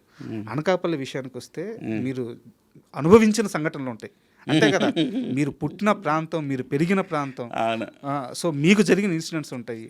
సో అనకాపల్లి సినిమా కథ మీకు పర్సనల్గా ఎంతవరకు రిలేటబుల్ అంటే ఏం చెప్తారు? ఎస్ సార్, అంటే ఇప్పుడు అనకాపల్లి సినిమాలో ఉన్న కథ అంతా అనకాపల్లిలో నేను చూసింది అనకాపల్లిలో ఉన్నాయి కాదు. కొన్ని సిచ్యువేషన్స్ అంటే ఏరియాస్ వైజ్ గర్ల్ ఫ్రెండ్స్ కోసం గొడవలు పడ్డాలు, ఆ ఏరియా అమ్మాయిని ఈ ఏరియా వాళ్ళు లవ్ చేయకూడదు, ఈ ఏరియా అమ్మాయిని ఆ ఏరియా వాళ్ళు లవ్ చేయకూడదు, లవ్ చేస్తే కొట్టుకోవడాలు ఇవి ఎక్కువ ఉండేవి మాకు టౌన్లో. అప్పుడు నేను కూడా అంటే ఈ గర్ల్ ఫ్రెండ్ ఫైట్లు మా బ్యాచ్ కూడా ఉండేవాళ్ళం. సో అవన్నీ కొన్ని నాకు మైండ్లో ఉన్నాయి. ఆ తర్వాత ఆ ఏరియాలోకి మనం నైట్ పూట వెళ్ళామంటే దొరికేమంటే తెచ్చామే. అంటే యంగ్స్టర్స్లో ఉన్న గొడవలు ఇవి, పెద్దవాళ్ళే కాదు. మరలా మేము యంగ్స్టర్స్ మీద కొనుక్కున్నప్పుడు మరలా పెద్దవాళ్ళు వచ్చే మళ్ళీ వాళ్ళే తీర్చాలి. మనకాపల్లి గొప్పతనం ఏంటంటే తెలుసా సార్, మాలో ఉన్న బంధాలు కానీ లేదా గొడవలు కానీ లేదా తగాదాలు కానీ ఏవైనా సరే మాలో మేము సెటిల్ చేసుకుంటాం. మూడో వ్యక్తికి వెళ్ళాం, బయట వ్యక్తికి వెళ్ళాం, బయట పొలిటికల్ లీడర్స్ దగ్గరికి వెళ్ళాం, ఏమి వెళ్ళాం అంతే. మా అనకాపల్లి పోలీస్ స్టేషన్లో కూడా ఎవరైనా అలా అదే చెప్తారు, అరే మీరే గొడవలు పడతారు, మీరే సాల్వ్ చేసుకుంటారు, దానికి ఎందులోనైనా వస్తారు, కూర్చొని మాట్లాడుకొని సెటిల్ చేసుకుంటారు. అంటే మేము ఎంత ఇదైనా సరే మా పెద్దవాళ్ళు ఎవరైతే ఉన్నారో వాళ్ళకి వెయిట్ ఇస్తాం. ఇప్పటికీ Anakapalli is a devotional town అండి. మీకు ఎంత డివోషనల్గా ఉంటుందంటే ప్రతి వీధికి దేవాలయం ఉంటుందండి. ఉమ్, ప్రతి వీధికి దేవాలయం ఉంటుంది. మీరు నిజంగా భోజనాలు కూడా ఏ రోజు వండుకోకర్లేదు. ప్రతిరోజు ఏదో ఒక దేవాలయం ద్వారా అన్నదాన కార్యక్రమం ఉంటుంది. అందరూ అన్నదానం అంటే అది ఒక ప్రసాదంలాగా తినడానికే వెళ్తారు. చక్కగా భోజనం చేసేద్దామని అనుకుని వెళ్తారు. అంటే అక్కడ ఎప్పుడు కలకల్లాడుతూ ఉంటుంది. ఎప్పుడు ఆ దేవుడు, అమ్మవారి పాటలు, ఈ పాటలు. మీ ట్రైలర్లో కూడా డివోషనల్ టచ్ కనిపిస్తుంది. ఎప్పుడు ఆ జాతర ఎపిసోడ్స్ ట్రైలర్లో ఫస్ట్ షార్ట్స్ పడుతుంది, అదంతా కూడా ఆ డివోషనల్ టచ్ కనిపిస్తుంది. అవునండి, సార్ చాలా బాగుంటుంది. నాకు అందుకే అనకాపల్లి అంటే ఎందుకు ఇష్టం అంటే హాయిగా ఉంటారు, చక్కగా హాయిగా ఉంటారు. వాళ్ళు పూజలు చేసుకుంటారు, వాళ్ళ పనులు చేసుకుంటారు, వాళ్ళకి వేరే ఇంకేం పని ఉండదు. చక్కగా ప్రశాంతమైన జీవితం గడుపుతారు. ఏ పండుగలు పబ్బాలు వచ్చినా అందరూ కలుస్తారు, మాట్లాడుకుంటారు. అమ్మ, చిన్నమ్మ, పెద్దమ్మ ఇలాగా బంధాలు కలిపేసుకుంటారు. ఇంకా అంతకంటే హాయి లైఫ్ ఇంకోటి ఉండదు. సో చాలా హ్యాపీయెస్ట్ లైఫ్స్ అందరూ కూడా. మ్యాక్సిమం ఎవరో 10% పీపుల్ ఏదో రాంగ్ పీపుల్ ఎక్కడైనా ఉండొచ్చేమో నాకు తెలియదు కానీ, బట్ మ్యాక్సిమం పీపులే అలాగే ఉంటారు. ఆ కల్చర్ ఉంటుంది అక్కడ. అందుకే నాకు కొంచెం గ్యాప్ ఉన్నా సరే నేను అనకాపల్లి వెళ్ళిపోతూ ఉంటాను. నేను ఎక్కడికి వెళ్ళను, ఓన్లీ హైదరాబాద్ అనకాపల్లి తప్ప వేరేగా ఎక్కడికి వెళ్ళను. సార్ అయితే నేను మన ఇంటర్వ్యూ స్టార్ట్ అయ్యే ముందు మీతో ఒక చిన్న విషయం మాట్లాడాను నేను, బట్ అది ఇంటర్వ్యూలో కూడా మాట్లాడాలనుకుంటున్నాను. నేను చాలా చిన్న వయసులో ఆనందం అనే ఒక సినిమా చూశాను, శ్రీనివైట్ల గారిది. దాంట్లో 2 ప్యారలల్ లవ్ స్టోరీలు ఉంటాయి. అంటే మెయిన్ జంట ఒకటి ఉన్నా కానీ ఇంకో జంట ఉంటుంది, వాళ్ళ లవ్ స్టోరీ ఇంకా అద్భుతంగా ఉంటుంది. ఆ లవ్ స్టోరీ వల్ల ఈ లవ్ స్టోరీకి ఒక సొల్యూషన్ వస్తుంది. వాళ్ళిద్దరు చనిపోయినప్పుడు ఇద్దరికి ఒకే పాట మార్చి ప్లే అవుద్ది, చాలా అద్భుతంగా ఉంటుంది. ఎవరైనా ఎప్పుడైనా ఈ చిత్రం చూశారని శాస్త్రి గారు రాసిన పాట. ఆ సినిమా చూసిన తర్వాత ఇలాంటి ట్రీట్మెంట్తో లవ్ స్టోరీ మళ్ళీ ఏదన్నా వస్తే బాగుంటుంది అని చెప్పి చాలా కాలం ఎదురు చూశాను. త్రినాథరావు నక్కిన మీ ఏజ్ ఎంత? చాలా చిన్న వయసు sir, 5th class 6th class. అబ్బా, అంత ఏజ్లోనే మీకు లవ్ స్టోరీయా? నాకు సినిమా అర్థం అవుతుంది. నాకు చాలా చిన్న వయసు నుంచి సినిమా అలవాటు అయిపోయింది. ఎందుకంటే మా అమ్మగారు సోమన్ బాబు గారి ఫ్యాను. ఈరోజు మధ్యాహ్నం లంచ్కి వస్తాం కదా ఇంటికి, బ్యాగ్ తీసుకొని మళ్ళీ స్కూల్కి పోతుంటే బ్యాగ్ ఆపేసేది, బ్యాగ్ పట్టుకొని లాగేది. ఏంటంటే సంసారం సదరంగం సినిమా వస్తుంది, గొల్లపూడి మారుతీరావు గారు చాలా బాగుంటుంది సినిమా చూడంటది. దేవతా సినిమా వస్తుంది, మా సోమన్ బాబు గారి సినిమా చూడంటది. అదేంది మా అంటే, ఈరోజు ఈ పూట నువ్వు స్కూల్కి వెళ్ళి ఈ 3-4 గంటల్లో ఏమి నేర్చుకుంటావో అంతకంటే ఎక్కువ సినిమా నేర్పిస్తుంది, ఒక మంచి సినిమా నేర్పిస్తుంది. Super mummy, super. అలా చాలా చిన్న వయసులో ఆపేసి ఎక్కువ సినిమాలు చూపించింది. అందువల్ల సినిమా అలవాటు అయిపోయింది. ఆనందం సినిమా తరువాత నేను చాలా కాలం ఎదురు చూసాను అలాంటి ట్రీట్మెంట్ లవ్ స్టోరీ అని చెప్పి. త్రినాథరావు నక్కిన వచ్చి మేము వయసుకు వచ్చిన సినిమా తీసేదాకా అలాంటి సినిమా మళ్ళీ రాలేదు. ఆ సినిమాలో నాకున్న క్వశ్చన్ ఏంటంటే, భాగ్యరాజా గారిని నెరేషన్ కోసం వాడుకోవాలి, ఆయన ద్వారా ఆయనకి చెప్పినట్టు ప్రేక్షకుడికి నెరేషన్ ఇవ్వాలి అని చెప్పేసి ఆయనే సెలెక్ట్ చేసుకోవడానికి కారణం ఏంటి? యాక్చువల్గా మీరు ఇందాక అన్నారు చూసారా, ఈ లవ్ ఫెయిల్యూరు, లవర్ బాయ్ లేదా ఫ్యామిలీ, ఇవన్నీ శోభన్ బాబు గారు, మీ మమ్మీ చెప్పారు, ఆయన స్క్రిప్ట్స్ ఎక్కువ ఉండేవి. నాగేశ్వరరావు గారి ఉండేవి, బట్ ఈ శోభన్ బాబు గారి ఇలా ఉండేవి. అలాగా ఆయనవి కూడా, ఎవరు భాగ్యరాజ్ సార్ కూడా అలాంటి స్క్రిప్ట్లు ఎక్కువ వచ్చేవి. నేను చిన్నప్పుడు ఏవో 1-2 సినిమాలు చూసినట్టు గుర్తు నాకు ఆయనవి. నాకు అది విజువల్ అలా ఉండిపోయింది ఒకటి. రెండోది ఏంటంటే, ఈ కథ సమ్ అదర్ స్టేట్ నుండి వచ్చిన పర్సన్, లాంగ్వేజ్ చిన్న వచ్చి రాని తెలుగు మాట్లాడుతున్న ఒక వ్యక్తి మాట్లాడితే ఇంకొంచెం ఇంట్రెస్టింగ్గా ఉంటుంది. ఆయన ఒక ప్యూర్ తెలుగులాగా మాట్లాడేస్తే ఇంట్రెస్టింగ్గా ఉండదు అని ఇలా అనుకునేటప్పుడు భాగ్యరాజ్ సార్ వచ్చారు మైండ్లోకి. అప్పుడు భాగ్యరాజ్ సార్కి తెలుగు వచ్చా రాదా అని చిన్న డౌట్ ఆయన ఎంక్వైరీ చేస్తే, ఆయన ఈజ్ కోయంబత్తూర్ నాయుడుస్. మ్యాక్సిమం తమిళనాడులో కోయంబత్తూర్ నాయుడు తెలుగు మాట్లాడగలరు. అంటే మనంత ప్యూర్గా మాట్లాడకపోతే బట్ మాట్లాడగలుగుతారు. అప్పుడు అది ఒకటి దొరికింది నాకు, అంతే. ఇంక చెన్నై వెళ్ళిపోయాను, ఆయన దగ్గరికి వెళ్ళిపోయి ఇలా కథ చెప్పారు. ఆయన కూడా మీరు ఏదైతే చెప్పారో సేమ్ అదే చెప్పారు. నేను 80sలోనే ఇలాంటి స్క్రీన్ ప్లే ట్రై చేశాను, బట్ కానీ అది అప్పుడు ఎవరికి అర్థం కాలేదు త్రినాథ్. ఎందుకు అర్థం కాలేదు అని అంటే, మేబీ అడ్వాన్స్డ్గా థింక్ చేశానా అని గర్వపడాలా, లేదా టైమింగ్ రాంగ్ అని బాధపడాలా, నాకు అర్థం కాలేదు అప్పుడు అని భాగ్యరాజ్ సార్ నాతో అన్నారు. But this is the right time ఇది చేయడానికి అని అన్నారు. అని అప్పుడు నేను అన్నా, సార్ డబ్బింగ్ మీరే చెప్పాలని అంటే, ఎందుకు అన్నారు. అప్పుడు ఇందాక మీకు చెప్పిన రీజన్ చెప్పాను. ఎక్స్ట్రాడినరీగా ఉంది, నేనే చెప్తాను అని చెప్పి హైదరాబాద్ వచ్చి డబ్బింగ్ చెప్పారు ఆయన. అందుకే మనం రీసెంట్గా ఆయన చనిపోయినప్పుడు అసలు నాకు కళ్ళ నీళ్ళు వచ్చేసాయి అసలు. ఎందుకంటే ఇప్పటికీ నేను డైరెక్టర్గా నా ఫస్ట్ షాట్ యాక్షన్ చెప్పింది, కట్ చెప్పింది ఆయన మీదే. ఎంత అదృష్టం సార్. అవును, ఫస్ట్ షాట్ పెట్టగానే ఫస్ట్ ఆయనకు కాళ్ళకి నమస్కారం పెట్టి బ్లెస్సింగ్స్ తీసుకున్నా. ఏంటి నాది ఎమోషనల్ అవుతుంది అంటే, సార్ డైరెక్టర్గా this is the first shot sir, action cut చెప్పడం, అది మీ మీద పెట్టి చెబుతున్నా సార్, నాకు అసలు కళ్ళ నీళ్ళు వస్తున్నాయి. అది ఇది అంటే, లేదు నాకు నీ రైటింగ్ స్కిల్స్ నచ్చినాయి, బాగా పెద్ద డైరెక్టర్ అవుతావు, నీ సినిమా సక్సెస్ అని నాకు ఫోన్ చేస్తావు, నేను హైదరాబాద్ వచ్చి ప్రెస్ మీట్లో నీ గురించి చెప్తాను, ఇది జరుగుద్ది రాసుకో అన్నాడు ఆయన.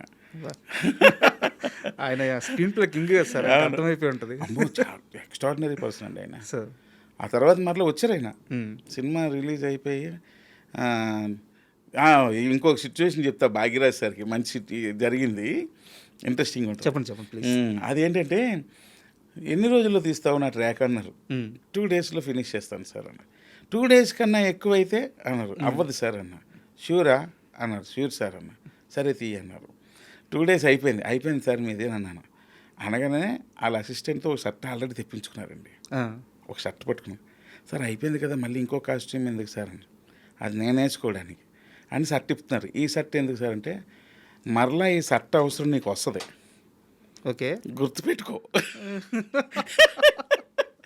ఏదో బ్యాలెన్స్ ఉండిపోయిందని నాకు ఫోన్ చేస్తాం.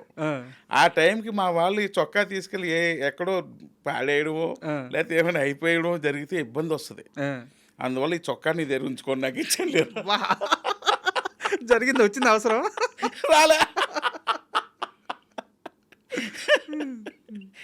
మళ్ళీ అప్పుడు హైదరాబాద్ వచ్చి ఫస్ట్ అదే చెప్పారు, నా చొక్కా నేను తీసుకుపోనా అన్నారు.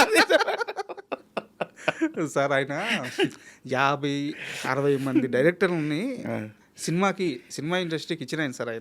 ఆయన అసిస్టెంట్లు 50-60 మంది, రైటింగ్లో అయితే ఏమి, డైరెక్షన్లో అయితే ఏమి, ఆయన నుంచి వచ్చిన వాళ్ళు మొత్తం ఎంటైర్ సౌత్లో ఆయన ఇన్ని చూస్తుంటారు. అవును, చాలా అసలు సూపర్ పర్సన్. అయితే మేము వయసుకు వచ్చాం, ప్రస్తావన ఎందుకు తీసుకొచ్చానంటే, అంటే నేను కంపేర్ చేయట్లేదు, మీకు అలా అనిపిస్తే నిజంగా సారీ. ఇప్పుడు మా సినిమాలు తీసే సుకుమార్ని పక్కన పెడితే నాకు సుకుమార్ గారు టచ్గా అనిపించింది మేము వయసుకు వచ్చాం సినిమాలు. ఆ స్క్రీన్ ప్లే కానీ, హీరోయిన్ పట్టించుకోవట్లేదని హీరో అలిగి వెళ్ళిపోవడం, తనే మళ్ళీ వెనక్కి వస్తుందని ఒక స్క్రీన్ ప్లే, సినిమా మొత్తం మీద సుకుమార్ గారు టచ్గా అనిపిస్తుంది. ఇది కంపారిజన్ కాదు సార్, బట్ ఆడియన్స్కి అర్థం అవ్వాలని చెప్తున్నాను. తర్వాత కాలంలో త్రినాథరావు నక్కిన రైటింగ్లో ఆ టచ్ మిస్ అయింది సార్. అంటే మీరు అద్భుతమైన మాస్ హిట్స్ కొట్టారు, నేను కాదనట్లేదు. సో ఆ టచ్ మిస్ అయింది, ఒప్పుకుంటారా? 100% ఒప్పుకుంటాను. ఆ టచ్ ఎందుకు వచ్చిందంటే, సుకుమార్ గారు మ్యాథ్స్ టీచరు, నేను మ్యాథ్స్ టీచర్ని. ఓకే. మ్యాథ్స్లో ఇన్వర్స్ ఫార్ములా అని ఒకటి ఉంటుంది సార్. ఆ ఇన్వర్స్ ఫార్ములా ఏంటంటే, suppose a+b² = a² + 2ab + b² prove it question అని వస్తే మనం ఏం చేస్తామంటే ఇన్వర్స్లో వెళ్తాం. ఇది ప్రూవ్ చేయాలంటే ఈక్వల్ కదా వచ్చింది problem. Suppose a+b² is not equal to a² + 2ab + b² అని మొదలు పెడతాం సమస్యని. Reverse inverse formula. అర్థమైందా? అర్థమైంది. దానివల్ల వచ్చిన స్ట్రగుల్స్ అన్నీ చెబుతూ, అబ్బా ఇలా మొదలెట్టడం వల్ల కదా ఈ ప్రాబ్లమ్స్ అన్నీ వస్తున్నాయి, అది ఎందుకు, అదే కరెక్ట్, a+b² తీసుకుంటే a² + 2ab + b² అని చెప్తాం. అదే ఫార్ములా లవ్ ట్రాక్లకు అప్లై చేసింది. ఆయన మ్యాథ్స్ టీచర్ అదే అప్లై చేశారు, నేను మ్యాథ్స్ టీచర్ అనుకుంటే అది అప్లై చేశాను. మీరు అతి పెద్ద కమర్షియల్ ఫార్ములా అని చిన్న సూత్రంతో చెప్పేశారు, సినిమా సక్సెస్ ఫార్ములా. అదే. సో దాని తర్వాత మిస్ అయిన దానికి కారణం ఏంటంటే, మేము వేసుకొచ్చాంకి తర్వాత నాకు చాలా అప్రిషియేషన్స్ డైరెక్టర్గా. అమ్మో ఇక మామూలు కాదు, ఇండస్ట్రీలో అందరూ పొగడతలు. మన ప్రసాద్ ల్యాబ్లో షోలు వేసేసేవాళ్ళం, అందరూ ఏమనే వాళ్ళు వేసేసాం మన ఇండస్ట్రీ వాళ్ళకి. అప్పుడు దాసనారాయణరావు గారు బ్రతుకున్నారు, ఆయన విపరీతమైన అప్రిషియేషన్స్, ఇవన్నీ బాగున్నాయి. అందరూ షాళ్ళు కప్పుతున్నారు, దండేస్తున్నారు, యాపిల్ పండు ఎత్తున్నారు, కానీ సినిమా ఎవరు ఇవ్వట్లేదు. నాకేం అర్థం కాల. మళ్ళీ నా సమస్యల్లోకి వచ్చేసాయి. అర్థమైంది కదండి. అర్థమైంది సార్. ఆ టైంలో మరలా ఏదో ప్రీతమని మొదలుకు వచ్చిన అది ఆ స్టోరీ ఆల్రెడీ తెలిసింది. అవునవును. ఆ తర్వాత నేను మైండ్ చేంజ్ చేసుకున్నా, వద్దురా కమర్షియల్ సినిమాలకు వెళ్ళిపోతాం, మన ఊరు చాలా కష్టపడి తీస్తున్నాం కానీ నచ్చుతున్నాయి జనాలకి కానీ బట్ అంత మనకేమి బ్రేక్ ఉండట్లేదు. మనం కమర్షియల్ ఫార్ములాకి వెళ్ళిపోదాంలే అని ఇంకా ఆ బ్రెయిన్ అంతా కొంతసేపు అలా లాకర్లో ఉంచి ఈ కమర్షియల్ యాంగిల్లోకి వచ్చా మొత్తం. మరలా మీరు అనకాపల్లి సినిమా చూస్తే మరలా కొంచెం ఆ ఐడియాస్తో ఉంటుంది. Wow, super. ఎప్పుడైనా కలిసారా సుకుమార్ గారిని మీరు? చాలాసార్లు కలిసాను. సో మీ మీ మధ్య డిస్కషన్ ఏముంటుంది? ఎప్పుడే అదే అంటారు, జనరల్గా సేమ్ ఇదే క్వశ్చన్, ఎందుకు మారిపోయావు వై అని ఇదే క్వశ్చన్. సింపుల్, ఆయన ఎక్కువసేపు అడగరు, వన్ వర్డ్లోనే అడుగుతుంటారు క్వశ్చన్లు. ఆయనకి తెలుసు కదా సార్ మీ సెన్సిబిలిటీ, పసిగట్టగలరు. అవును, ఎప్పుడు అది అడుగుతుంటారు, ఎప్పుడైనా కలిసినప్పుడు అది అడుగుతుంటారు. Super sir. అయితే ఇంకో క్వశ్చన్ వచ్చేసి, ఒక మనిషి ట్రావెల్ అయ్యేటప్పుడు సక్సెస్ వస్తూ ఉంటుంది, బట్ ఆ సక్సెస్ తన ఒక్కడికే కాకుండా తన చుట్టూ ఉన్న వాళ్ళకి కూడా తెలియకుండా అభ్యాసద్ది, అబ్బడం నుంచి తగలద్ది, వాళ్ళు కూడా ఎదుగుతారు. ధమాకా సినిమా ప్రీ రిలీజ్ ఈవెంట్ ఫంక్షన్ జరుగుతూ ఉంది, మీరు స్టేజ్ మీద మాట్లాడుతున్నారు, వెనకాల ఒక వ్యక్తి గల్ల చొక్కా వేసుకొని ఇంత గడ్డం వేసుకొని చేతులు కట్టుకొని, ఈ అబ్బాయి పేరు మేము సినిమా డిస్కషన్ స్టార్ట్ చేస్తున్నప్పుడు మ్యూజిక్ డైరెక్టర్ ఎవరు అంటే రవితేజ గారు ఒక పేరు చెప్పారు, నా దృష్టిలో కూడా అబ్బాయి ఉన్నారు, ఆ అబ్బాయి బీమ్స్ అని చెప్పినప్పుడు తను ఎంత వణికిపోతున్నాడు అంటే చేతులు కట్టుకొని, ఇంత గడ్డ ఉంది, గుబురు గడ్డ ఉంది, బక్కగా స్పెట్స్ పెట్టుకొని ఇంచుమించు థ్యాంక్స్ అని చెప్పి స్టేజ్ మీద నుంచే మీకు రవితేజ గారికి మనసులో చెప్పుకుంటున్నాడు. అతను అంత టెన్షన్ పడిపోతున్నాడు, అంత ఆనందపడిపోతున్నాడు. ఈరోజు బీమ్స్ చూస్తే బిగ్గెస్ట్ మ్యూజిక్ డైరెక్టర్. సో ఎలా అనిపిస్తుంది బీమ్స్ గారి జర్నీ చూస్తే మీకు? నాకు ఏదన్నా ఒక పర్టికులర్ ఇన్సిడెంట్ నుంచి స్టార్ట్ చేయండి. చెప్తానండి. నేను బీమ్స్ని ఏ స్టేజ్లో చూశానంటే, ఒక చిన్న షార్ట్ వేసుకొని, ఒక పాత బనీన్ వేసుకొని, ఒక ప్యాడ్ పెన్ను పట్టుకొని కూర్చొని ఏదైనా చెప్తే రాసుకుంటూ ఉండేవాడు. అక్కడ నుంచి మళ్ళీ గబుక్కని ఒరే టీ కావాలంటే తెసన్నా అని పరిగెత్తి వెళ్ళేవాడు. టీనా ఎవరైనా ఒక టీ ఏం తేరా అంటే గబుక్కని టీ తేగడం, లేకపోతే అంటే ఒక చూసారా నాకు చాలా టాలెంట్ ఉండి అవకాశాలు లేక ఇలా అయిపోతున్నాను అన్నది ఆయన మొహంలో ఎక్కువ కనిపిస్తూ ఉండేది. అలాంటి స్టేజ్లో అలాంటి బీమ్స్ని చూశాను నేను. కానీ బీమ్స్ ఆయన లిరిక్ రైటర్ యాక్చువల్గా. ఫస్ట్ లిరిక్ రైటర్, లిరిక్స్ ఎరక్కొట్టేవాడు మాస్ టైప్లో. ఆయన ఎప్పుడు ఫస్ట్ నుండి ఆయన లిరిక్స్కి ఆయనే ట్యూన్ చేసుకు, ఆయన ట్యూన్తోనే ఆయన లిరిక్స్తోనే పాట చెప్పేవాడు. ఇలా ఏది ఉంటే అక్కడ ఇలా వాయిస్తూ. అలా చూసి ఏంట్రా ఇంత టాలెంటెడ్ మనం. అలా తర్వాత తను కొన్ని సినిమాలకు చేశాడు, అలా ఎదుగుతున్నాడు కానీ బట్ కరెక్ట్గా రావట్లేదు, బ్రేక్ రావట్లేదు. తనకి పెళ్ళి అయింది, పిల్లలు మంచి బ్యూటిఫుల్ పిల్లలు ఇద్దరు. అలా స్ట్రగుల్ అవుతానే ఉన్నాడు, కానీ ఎప్పటికైనా వస్తుందిలే బీమ్స్ అది ఇదని. ఎందుకంటే నాకు తెలుసు పాపం ఆయన టాలెంటెడే కానీ బట్ ప్రాపర్గా పట్ల. అలాంటి పర్సన్ రవితేజ గారు అనగానే నాకు వెంటనే నేను చూశాను కదా ఆయన్ని, మా భలే వచ్చిందిరా ఇదిరా బాబు, కరెక్ట్గా మన టైం వచ్చినప్పుడు కలిసి రావడం అంటే ఇదే అనుకుంటాను అనుకుని. సారీ టు ఇంటరప్ట్ యూ, నిజంగా సారీ. మీరైతే చూస్తున్నారు, రవితేజ గారు బీమ్స్ గారి పేరు సజెస్ట్ చేయడానికి కారణం ఏంటి? అప్పుడు బీమ్స్ కలిసాడు అనుకుంటా, ఛాన్స్ కోసం రవితేజ గారిని కలిశారో ఏంటో మొత్తం మీద. ఓకే ఇద్దరు 2-3 సార్లు వాళ్ళిద్దరి మధ్య మీటింగ్ జరిగింది అనుకుంటా. ఈ సినిమా గురించి కాదు, ఓకే వేరేగా ఏదే సినిమాల గురించి. ఆయన పక్కన కొత్త వాళ్ళకి ఛాన్స్ ఇవ్వడంలో ఎప్పుడు అందువల్ల ఆయన సజెస్ట్ చేశారు, మీకు ఓకేనా అన్నట్టుగా మాట్లాడారు.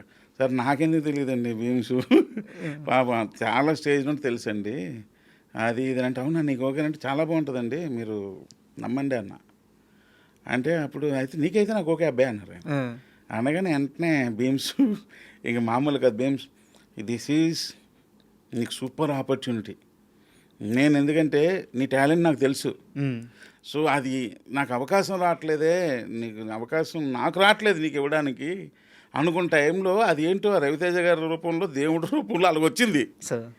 ఇంకా నువ్వు ఇప్పుడు కానీ నువ్వు ప్రూవ్ చేసుకోకపోతే ఇంకా నీకు రాదు బీమ్స్ అది ఇది అని చెప్పి చెబితే ఇంక మనోడు చాలా కష్టపడ్డాడు, చాలా కష్టపడ్డాడు. ఏం ఆడియో సార్ అసలు, చాలా కష్టపడ్డాడు. రీ రికార్డింగ్ విషయంలో కూడా అండి, నేను ఉన్నాను కదా, పక్కనే కూర్చున్నాను కదా, ప్రతి స్క్రీన్ రికార్డింగ్ ఎంతైనా మరలా ఇక్కడ ఏదో వాయిసెస్ ఇవ్వాలి, ఇది ఇవ్వాలి అన్న, ఇంకొంచెం ఎక్స్టెన్షన్ చేద్దామన్నా, ఇది చేద్దామన్నా, అది చేద్దామన్నా, ఆ తపన ఎప్పుడు ఉండేది. లాస్ట్ రీల్ మిక్సింగ్ అయినప్పుడు ఇంకా ఆ రోజు ఇద్దరం వీడియో మాకు తెలియకుండా ఎవరు తీసిన వీడియో అది, ఇద్దరం డ్యాన్స్లు వేసేసాం విపరీతంగా చూసుకొని ఇద్దరు విని, అది వీడియో ఏదో ఎవరు తీసారో ఏంటో మొత్తం మీద వచ్చేసింది బయటికి. సో అంత కష్టపడ్డాడు, ఇంత చాలా సంవత్సరాలు కష్టం అండి పాపం అయింది. ఒక్క రాత్రిలో వచ్చిన సక్సెస్ కాదు, చాలా కష్టపడ్డాడు. ఈ పొజిషన్కి వచ్చిన తర్వాత ఎప్పుడైనా కలిసారా విన్స్ గారిని? ఇప్పుడు రెగ్యులర్గా కలుస్తూనే ఉంటాం. ఏమంటాడు మొత్తం ఈ ప్రయాణం గురించి? ఎప్పుడు చూసినా ఒక అంటే కొంచెం నా మీద ఇంకా రెస్పెక్ట్ పెరిగిపోయింది బాగా. పెరిగిపోయి నన్ను ఒక పెద్ద దిక్కులా చూస్తూ ఉంటాడు ఎప్పుడు. నాకు చాలా రెస్పెక్ట్గా, చాలా ఒక పెద్ద దిక్కులాగా వాళ్ళ ఇంట్లో ఆయన కన్నా వయసులో పెద్దోడిని కాబట్టి అన్నయ్యలాగా బిహేవ్ చేస్తూ ఉంటాడు. ఆ భయభక్తులతో అది మాట్లాడుతూ ఉంటాడు. అయితే నేను కొన్ని విషయాల గురించి మొత్తం కాస్త ఓపెన్గా మాట్లాడాలి. త్రినాథరావు నక్కిన సెన్సిబిలిటీస్ వేరు. ధమాకా సినిమా నుంచి ఆడియో ఫంక్షన్లో త్రినాథరావు మాట్లాడే స్పీచ్ వేరు. అది తెచ్చిపెట్టుకున్న తెచ్చిపెట్టుకున్న మాటల. మామూలుగా Trinatha Rao well educated, well sensibilities ఉన్న మనిషి. బట్ ఆ స్టేజ్ మీదకి వెళ్ళగానే తమ్ముళ్ళు అంటూ ఊగిపోతూ అందరినీ ఊపేస్తూ ఆ స్పీచ్ వేరే స్థాయికి వెళ్ళిపోతుంటుంది టోను. ఎందుకు అక్కడి నుంచి త్రినాథరావులో ఆ చేంజ్ వచ్చింది ధమాకా నుంచి? It's not the matter of educated uneducated అని కాదు, అసలు దానికి సంబంధం లేదు. నేను ఏదైనా ఓపెన్గా మాట్లాడతా అండి సార్. అంటే నాకు ఇక్కడ ఏమి ఉండదు, ఓపెన్గా మాట్లాడుతూ ఉంటా. ఎంతసేపు ఎదుటి వాళ్ళు నవ్వించాలి, అందరినీ నవ్వించాలి, నవ్వితే అందరూ ఆరోగ్యంగా ఉంటారు అనేది నా ప్రిన్సిపల్. అందుకే పక్కన ఉన్న వాళ్ళని ఎప్పుడు నవ్విస్తూనే ఉంటా, ఏదో ఒకటి జోకులు వేస్తూ అలా నవ్విస్తూ ఉంటా. ఎప్పుడు ఎనర్జీగా ఉండాలి, డల్గా ఉండకూడదు, ఫేస్ ఎప్పుడు ఎనర్జీగా ఉండాలి అని అంటూ నేను ఎనర్జీగా ఉంటేనే మీకు ఎనర్జీ వస్తుందండి మాట్లాడడానికి. లేకపోతే నేను డల్ అనుకోండి, అసలు మీ ఎనర్జీ లెవెల్స్ మొత్తం పడిపోతాయి అంతే. సో అలా ఉంటుంటాను. అలాగా స్పీచ్లో కూడా ఆ ఎనర్జీ లెవెల్స్ మనం ఇవ్వాలి. అంటే మనం తీసిన సినిమా మీద మనమే కాన్ఫిడెంట్గా లేకపోతే చూసేవాడు ఏ కాన్ఫిడెంట్తో థియేటర్కి వస్తాడు? కరెక్ట్. వాంటెడ్లీ నేనేదో ఇది చేసేసి అది చేసేసి అట్రాక్ట్ చేద్దామని కాదు. నేను తీసిన సినిమా విషయంలో నేను ఎంత కాన్ఫిడెంట్గా ఉన్నాను, మీరు కాన్ఫిడెంట్గా థియేటర్కి రావచ్చు, అదే అన్నదే కాన్సెప్ట్ అంతే, అంతకంటే ఏముండదు. ఇప్పుడు ఇంకోటి ఏంటంటే మీరు అడిగిన దాంట్లో ఇప్పుడు మనం స్టేజ్ మీద మాట్లాడతామండి, ఒక్కొక్కసారి అలా మాట్లాడడంలో ఒక వీడియోలో నా రాంగ్ వర్డ్ కూడా ఏదో వచ్చేసి చాలా వైరల్ అయ్యి డిస్టర్బ్ చేసింది, ఇష్యూ కూడా అయింది. అది వాంటెడ్లీ అన్నది కాదు. ఇప్పుడు నిజంగానే ఆ రోజు మీడియా అన్నట్టు నేను అంత దరిద్రున్నా కాదు కదా, అదేదో బై మిస్టేక్ నోట్లో ఒక వర్డ్ దొరికింది, అయిపోయింది. మీరు క్షమాపణ కూడా చెప్పాను. అప్పుడు షూట్లో ఉన్నాను బాగా, ఆయన చెప్పాను, అది ఓకే. ఇప్పుడు నేను ఎప్పుడు ఎలా ఆలోచిస్తానంటే, మన మాటలు మంచి మాటలునా చెడ్డ మాటలైనా, లేకపోతే ఏదైనా మాట్లాడినా, ఏది చేసినా, లేకపోతే ఒక మెసేజ్ ఇచ్చినా, ఒక మెసేజ్ చెప్పినా, ఒక మంచి చెప్పినా, ఏం చెప్పినా అది చెప్పడం కోసమే కదా ఈ మీడియా అంతా ఉంది. కొంతమంది అంటారు కెమెరా ముందు వచ్చేటప్పుడు జాగ్రత్త మాట్లాడాలి, మైక్ ముందుకు వచ్చేటప్పుడు జాగ్రత్తగా మాట్లాడాలి అంటే అన్ని అబద్ధాలు చెప్పాలి. అబద్ధాలు చెప్పడానికి సిస్టమ్ ఎందుకు సార్? ఈ మీడియా ఎందుకు? ఈ కెమెరాలు ఎందుకు? ఇంతమంది ఎంప్లాయీస్, దాని మీద ఒక వ్యవస్థ, పైగా ఉన్నది మాట్లాడుకుంటే మీకు కూడా కాస్త రిలీఫ్గా ఉంటుంది. కాస్త నాకు రిలీఫ్ కదా సార్, అది ఎంత వ్యవస్థ పనిచేస్తుంది. అవును కదా, మనసులో ఉన్నది మాట్లాడాలి, ఏమన్నా చెడు మాట్లాడొద్దు. అన్ఎక్స్పెక్టెడ్గా ఒక్కోసారి దొరిని పక్కన పెడితే ఉన్నది మాట్లాడాలి. ఊరికనే అబద్ధాలు చెప్పడం, నేను శ్రీరామచంద్రుడిని, నేను ఇదే అంటే అసలు ఎలా? అది కాదు కదా. ఉన్నది ఉన్నట్టు అట్లీస్ట్ 100% మాట్లాడకపోయినా కొన్ని భయాల వల్ల అట్లీస్ట్ ఒక 80% అయినా మాట్లాడాలి. కానీ మీరు ఆ రోజు స్టేజ్ మీద, ధమాకా స్టేజ్ మీద ఎలాంటి స్పీచ్ ఇచ్చారో ధమాకా కలెక్షన్ కూడా అదే స్థాయిలో వచ్చింది. అవును, మాస్ పగిలిపోయింది. మీరు మాట అంటారు, థియేటర్లో సీట్లు లెగుతాయి తమ్ముళ్ళు అంటారు, నిజంగా లేసినాయి. అవునవును. సో 100 కోట్లు క్లబ్లోకి వెళ్ళిన తర్వాత మీకు వచ్చిన బెస్ట్ కాంప్లిమెంట్ ఎవరి నుంచి? 100 crores తర్వాత, ధమాకా తర్వాత, దానికి సంబంధించి ధమాకా సంబంధించి ఆ బెస్ట్ కాంప్లిమెంట్ ఎవరి దగ్గర నుంచి వచ్చింది? బెస్ట్ కాంప్లిమెంట్ అంటే చాలామంది ఫోన్లు చేశారు, నాకు అంతగా గుర్తులేదు కానీ బట్ అందరూ అప్రిషియేట్ చేశారు. రవితేజ గారు ఏమన్నారు? రవితేజ గారు అయితే సినిమా రిలీజ్ అయిపోయింది, సూపర్ హిట్ బ్లాక్ బస్టర్ అని టాక్ వచ్చింది. నేనేమో సార్ దగ్గరికి వెళ్ళాను కేక్ పట్టుకొని, ఇప్పుడు వేసుకుంటావుగా అన్నాడు. కేక్ కట్ చేయించుకోవడానికి వచ్చాను. వేసుకుంటా అంటే అంటే అంటే అంటే ఏమన్నా అర్థం ఏంటంటే సినిమా హిట్ చూసారా ఎంత హిట్టో, చూసారా ఎలా నడుస్తున్నాయో అని ఇలాంటి వర్డ్స్ అన్ని ప్రిపేర్ అయ్యి వచ్చుంటావుగా అన్నట్టు అనమాట. అది అని సెన్స్. అది అందులో డబుల్ వర్డ్ ఏమైనా ఉందా ఏంటి? అంటే అంతకు ముందు ఆయన ఏమన్నా అబ్జెక్షన్స్ చెప్పాడా సినిమాలో, కండిషన్స్ అట్లా? లేదు. లేదు.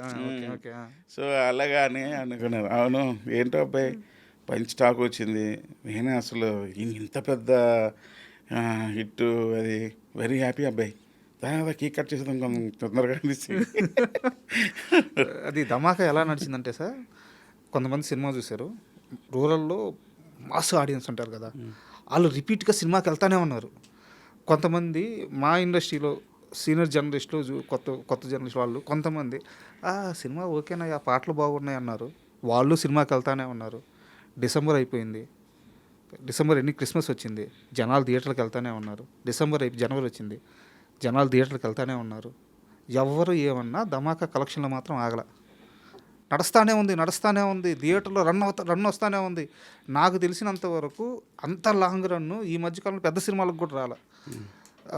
మీది వచ్చిన తర్వాత ఇస్మార్ట్ శంకర్ సినిమాకి మళ్ళీ ఆ రన్ వచ్చింది. అవును, అంటే పెద్ద టైర్ 1 హీరోల సినిమాలు అవి ఓకేలే, అవి స్టార్డమ్ మీద అటు నెట్టుకొచ్చేస్తాయి. రవితేజ గారికి చాలా అవసరమైన సక్సెస్ ఆ టైం పీరియడ్లో. సో ధమాకా మాత్రం చాలామంది మైండ్ సెట్లను బ్లాస్ట్ చేసేసింది. సినిమా అంటే ఈ సెన్సిబిలిటీ ఉండాలి, ఆ సెన్సిబిలిటీ ఏం కాదు, ఎంటర్టైన్మెంట్ ఉంటే సినిమా ఏ రేంజ్లో ఆడొద్దో చూపించిన సినిమా ధమాకా. అవును, ఏం లేదు సార్, నేను అదే చెప్తా. మీరు ఎలా ఫ్యామిలీ డ్రామా తీసుకోండి, కామెడీ లేదా యాక్షన్ లేదా హర్రర్, ఏదైనా ఏ జోనర్ ఫిల్మ్ అయినా తీసుకోండి, ఆడియన్ని ఎంగేజ్ చేయగలగాలి. మీరు నమ్మిన జోనర్లో ఆడియన్ని ఎంగేజ్ చేయగలిగితే హిట్ సార్. అది ఎంగేజ్ చేయలేకపోతే పోతే అంతే. అయితే ఇదే ధమాకా విషయంలో అతిపెద్ద సమస్య శ్రీలీలని హీరోయిన్గా కాస్ట్ చేయడం.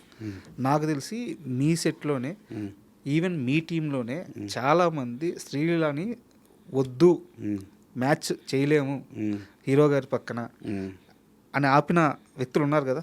సందర్భాలు ఉన్నాయి, వ్యక్తులు ఉన్నారు. చాలామంది ఏది నన్ను డిస్కరేజ్ చేసిన పరిస్థితులు కూడా ఉన్నాయి. అయినా సరే నేను రవితేజ గారి ఫ్యాన్ కాబట్టి పట్టించుకోలే. రేపు సినిమా మాట్లాడుతుందిరా మీకు అనుకున్నా అంతే. ఎందుకంటే అమ్మాయిలో ఒక మాస్ టింజ్ ఉంది, ఈయనకి పక్కన హీరోయిన్ మాస్ టింజ్ అవి ఉంటే ఇంకా అసలు సూపర్గా ఉంటుంది కాంబినేషన్ కదా సార్. అయితే ఇంకో ప్రశ్న ఏంటంటే, హలో గురు ప్రేమ కోసమే రామ్ గారి సినిమా నిజానికి చాలా సున్నితమైన లైన్. దాన్ని హ్యాండిల్ చేయడం కష్టం, రాయడమే కష్టం, దాన్ని అసలు హ్యాండిల్ చేయడం చాలా కష్టం. బట్ ఆ సినిమా రామ్ గారికి అంతకుముందు ఆ తర్వాత లేనంత హిట్ ఇచ్చింది. తర్వాత రామ్ గారికి కొన్ని ఫ్లాపులు పడ్డాయి, కొన్ని కాదు ఎక్కువే ఫ్లాపులు పడ్డాయి. హిట్ ఇచ్చిన మీరు ఉన్నారు కదా, మీతో ఎందుకు రామ్ గారు మళ్ళీ ఇంకో సినిమా చేయలేదు? అదేం లేదండి, రామ్ గారు ఇంకో సినిమా చేయలేదు అలాంటి ఏం లేవు. నాకున్న పెద్ద ప్రాబ్లం ఏంటో చెప్పనా మీకు. నేను కథ ఏదైనా అనుకొని ఆ కథ పలానా హీరోకి సెట్ అవుతుంది అంటే నా హీరో దగ్గరికి వెళ్తుంటా, లేకపోతే ఊరికనే నాకు సినిమా ఇవ్వండి ఇది అని. నా క్వశ్చన్ ఏంటంటే, వాళ్ళు అయినా మీతో టచ్లో ఉన్నప్పుడు రవితేజ గారైనా సరే, రామ్ గారైనా సరే, నాని గారు అంటే సరే ఆయన వరుస హిట్స్లో ఉన్నారు. బట్ మీరు నాని గారికి బిగ్గెస్ట్, అప్పటికి ఆయన కెరీర్లో బిగ్గెస్ట్ హిట్ ఇచ్చారు. తర్వాత కాలంలో అంత పెద్ద హిట్ ఇచ్చిన తర్వాత వాళ్ళ సైడ్ నుంచి కూడా ఉండదా, త్రినాథ్ మళ్ళీ ఒక సినిమా చేద్దాం? ఉంటుంది, అందరికీ ఉంటుంది, రవితేజ గారికి ఉంటుంది, రామ్ గారికి ఉంటుంది, అందరికీ ఉంటుంది. మాట్లాడారు మీతో? నేను ఎప్పుడు ఎనీ టైం ఇప్పుడు నేను ఫోన్ చేస్తే రవితేజ గారు వద్దాబాయ్ అంటారా ఏంటి, అవునా సెట్ అయిందా కదా అంటారు, రా అంటారు. కదే ఇంపార్టెంట్, రామ్ గారికి కూడా అంతే, సెట్ అయిందా కదా అంటారు. ఇప్పుడు చిన్న ఎగ్జాంపుల్ మీకు చెప్తాం, మీరు అడిగిన ప్రశ్నలోనే. రామ్ గారు హలో గురు ప్రేమ కోసమే కథ ఓకే చేసిన తర్వాత దిల్ రాజు గారు, త్రినాథ్ నువ్వు నీ స్టైల్ కథ ఒకటి విను అని చెప్పి నాకు చెప్పి చేద్దామంటే అన్న తర్వాత రామ్ గారికి ఈ డైరెక్టర్ ఎవరంటే త్రినాథ్ గారు అంటే ఆయన మాస్ డైరెక్టర్ కదా, ఆయన ఈ కథ ఎలా హ్యాండిల్ చేస్తారు అని అనుకున్నా. ఆయన మా ప్రసన్న వెళ్ళి, సార్ ఆయన మేము వేసుకొచ్చాం డైరెక్టర్ సార్ అని అంటే, మేము వేసుకొచ్చాం త్రినాథరావు అంటే ఆ సినిమాకి ఇప్పుడు నేను చేసిన సినిమాకి సంబంధం ఉండదు. అవును హ్యాండిల్ చేస్తాం. అప్పుడు ఆయన ఈజ్ ద రైట్ డైరెక్టర్ అన్నారు.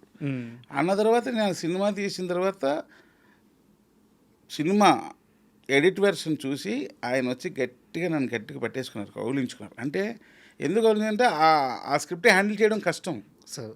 కరెక్ట్. చాలా కష్టం. ఎందుకంటే ఓ టామ్ అండ్ జెర్రీని హ్యాండిల్ చేయొచ్చు, పాజిటివ్ అండ్ నెగిటివ్ మ్యాథమెటిక్స్ దాంట్లో చెప్పాలంటే. రెండు టామ్లో 2 జెర్రీలు అయితే కష్టం. అవి ప్యారలల్ లైన్స్ ఎప్పుడు కలవు. అవును. మీరు అలా ట్రీట్మెంట్ చేస్తుంటే అది మళ్ళీ సినిమా చూపిస్తే మామ అయిపోయేది. అవును. సో ఇది ఛాలెంజింగ్గా ఉంది, బాగుంది అని చెప్పి ఛాలెంజింగ్గా తీసుకొని చేసిన సినిమా అది. నేను సార్ మీరు చూస్తే అసలు ఇప్పుడు టీవీలో పెట్టుకొని చూస్తే మీరు అది అది వదిలి వెళ్ళబుద్దేది మీకు, సినిమా చూసి వెళ్దాం అనిపిస్తుంది. చాలా మందికి ఇష్టమైన మూవీ అది. అవును. ఈవెన్ బాంబే ఎప్పుడైనా వెళ్ళినప్పుడు వెళ్తాను కదండి, అక్కడ పీపుల్ నన్ను చూస్తే ఈ సినిమా గురించే మాట్లాడతారు ఎక్కువ. ఓకే. యూట్యూబ్లో చూసి హిందీలో కూడా వచ్చింది. ఎక్కడ మామూలు వ్యూస్ విపరీతం కదా. నేను నార్త్ సైడ్ ఎప్పుడైనా వెళ్తుంటే ఈ సినిమా గురించే మాట్లాడతారు ఎక్కువ. సార్ అయితే నాకు యాక్చువల్గా ఏ సినిమానో గుర్తులేదు. మీ సినిమా చూసిన తర్వాత అల్లు అర్జున్ గారు మిమ్మల్ని ఒకసారి ఇంటికి పిలిచి మాట్లాడారు.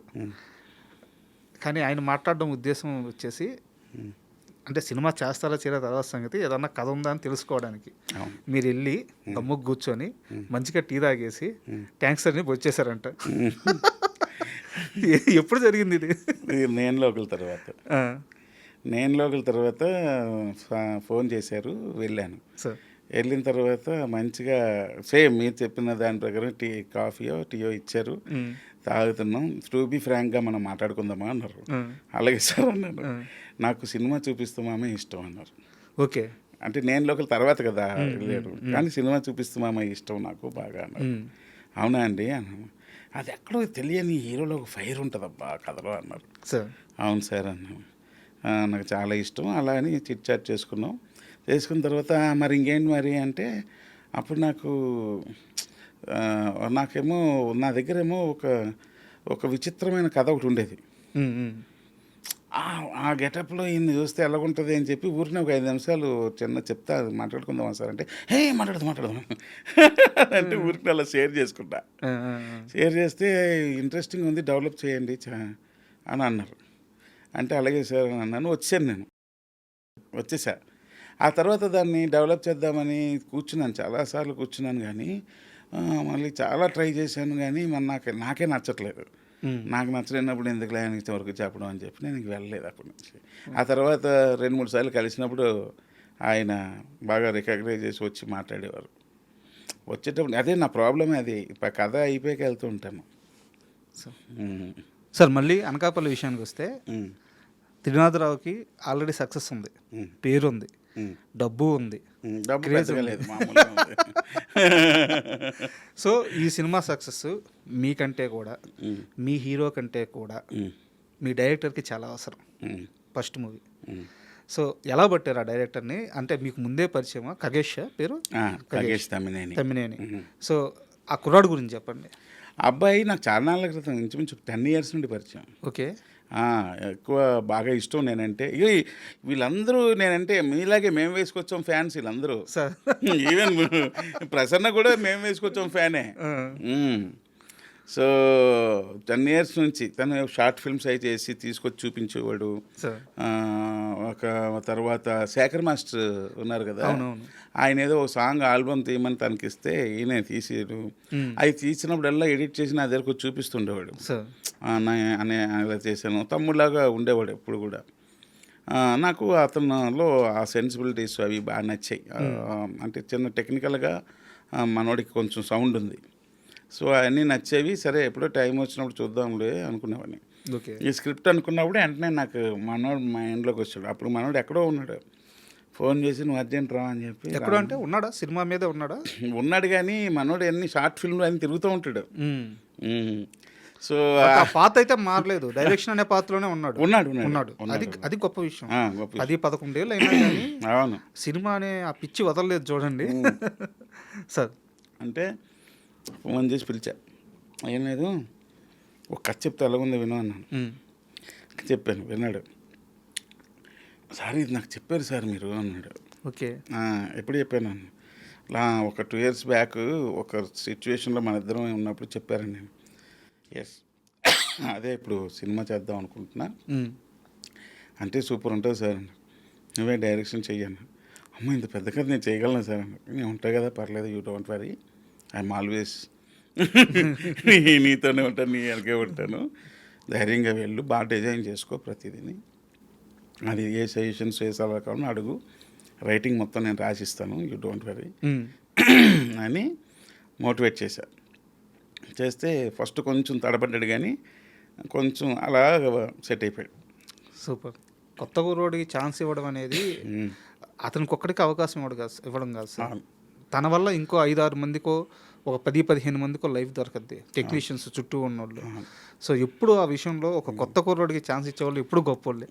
ఇంకోటి ఏంటంటే కాగేష్ పాపం ఏం చెప్పినా వింటాడు సార్.